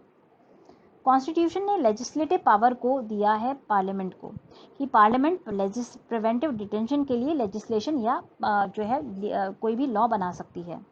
ये पावर पार्लियामेंट को दी गई है और इवन बाय स्टेट लेजिस्लेचर्स को भी। तो प्रिवेंटिव डिटेंशन के लिए जो लॉ बनानी है as connected with defence, foreign affairs और सिक्योरिटी, इस मामले में केवल जो है पार्लियामेंट बनाएगी। पार्लियामेंट और स्टेट लेजिस्लेचर कनकरेंटली जो है लॉ बना सकते हैं प्रिवेंटिव डिटेंशन का, अगर सिक्योरिटी ऑफ स्टेट कंसर्न है, मतलब कि अगर किसी स्टेट, मान लीजिए यूपी की सिक्योरिटी से रिलेटेड कोई लॉ बनानी है तो पार्लियामेंट भी बना सकती है और यूपी की स्टेट की गवर्नमेंट भी बना सकती है उस स्टेट की सिक्योरिटी के लिए, या फिर मेंटेनेंस ऑफ सप्लाई के लिए, या फिर एसेंशियल सर्विसेज के लिए प्रिवेंटिव डिटेंशन बना सकती है स्टेट लेजिस्लेचर। तो स्टेट लेजिस्लेचर के पास प्रिवेंटिव डिटेंशन की जो पावर है वो थोड़ी सी नैरो है, बट जो पावर हमारे पास पार्लियामेंट के पास है वो काफ़ी वाइड है। पार्लियामेंट जो है बहुत सारे रीजंस में बना सकती है, डिफेंस, फॉरेन अफेयर्स और सिक्योरिटी ऑफ इंडिया, जबकि स्टेट बनाएगी मेंटेनेंस ऑफ सप्लाईज और सर्विसेज जो कि कम्युनिटी के लिए एसेंशियल हो, और स्टेट की सिक्योरिटी से रिलेटेड जो कोई पर्टिकुलर स्टेट है उसकी सिक्योरिटी के लिए प्रिवेंटिव डिटेंशन लॉ स्टेट भी बना सकती है। बहुत सारी लॉज बनाई गई थी प्रिवेंटिव डिटेंशन की, जैसे कि आपने नाम भी सुने होंगे, मीसा, जो आपकी लालू जी की बेटी हैं वो मीसा जो पुत्री है उनकी, इस लॉ के नेम पे ही उनका नाम रखा गया। मीसा मतलब maintenance of internal security act 1971 में इंदिरा गांधी जी ने बनाई थी इमरजेंसी के दौरान, इसको रिपील किया गया 1978 में। इसी तरह प्रिवेंटिव डिटेंशन एक्ट जो 1950 में बनी थी ये 1969 में एक्सपायर हो गई।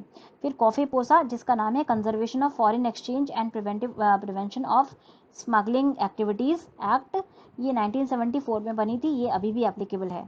फिर नेशनल सिक्योरिटी एक्ट NSA, ये आपने सुना होगा काफ़ी बार, NSA इन्वोक करके बहुत सारे लोगों को डिटेन किया गया था, तो NSA अभी भी एप्लीकेबल है। फिर आपकी PBM SECA, prevention of black marketing, maintenance of supplies and essential commodities act 1980, ये भी एप्लीकेबल है। फिर टाडा जो है बनाई गई थी, terrorist and disruptive activities prevention act 1985 में बनाई गई थी। 1995 में इसको रिपील किया गया क्योंकि इसको मिसयूज़ करके बहुत सारे लोगों को प्रिवेंटिव डिटेंशन में रखा गया था। फिर again prevention of illicit traffic in narcotic drug and psychotropic substances PIT and DSA act 1988, ये अभी भी इन यूज़ है। फिर आपकी प्रिवेंशन ऑफ टेररिज्म एक्टिविटी पोटा, ये 2002 में बनी थी और 2004 में इसको रिपील किया गया था, ये भी काफ़ी जो है आपकी स्ट्रिक्ट एक्ट है।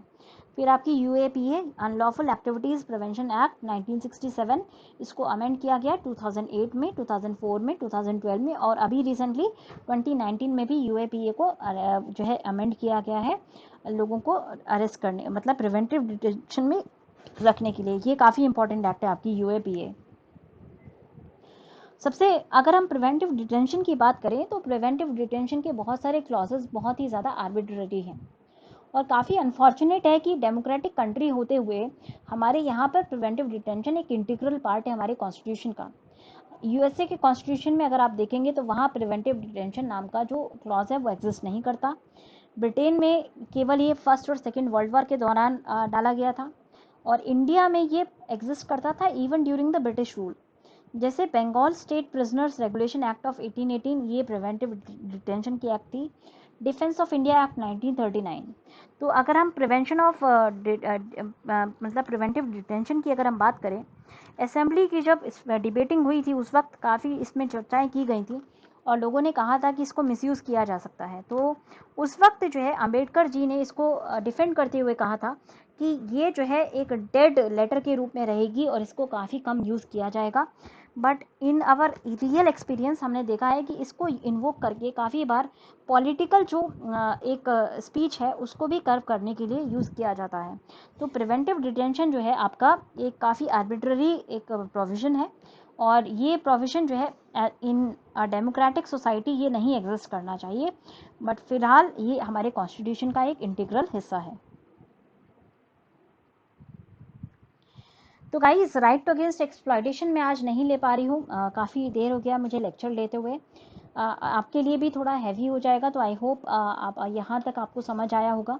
अगर आपको कोई डाउट है, कोई भी आपको कुछ चीज़ समझ ना आई हो, तो हम एक लाइव लेक्चर ले सकते हैं डाउट्स रिजोल्यूशन के लिए फंडामेंटल राइट्स करने के बाद। आपके कोई भी कमेंट हो तो आप कमेंट सेक्शन में डाल सकते हैं। प्लीज़ लाइक करना ना भूलें, शेयर और सब्सक्राइब करें और जुड़े रहें मेरे साथ। मैं कोशिश करूंगी कि जल्दी से जल्दी आपका जो पॉलिटी के पार्ट्स हैं, प्रोविजंस हैं, उनको डिटेल में और ना बहुत लंबा ना करते हुए भी, और सारे मेन पॉइंट्स कवर करते हुए आपका जल्दी से जल्दी कंप्लीट कराऊं। जुड़े रहिए सिविल तैयारी के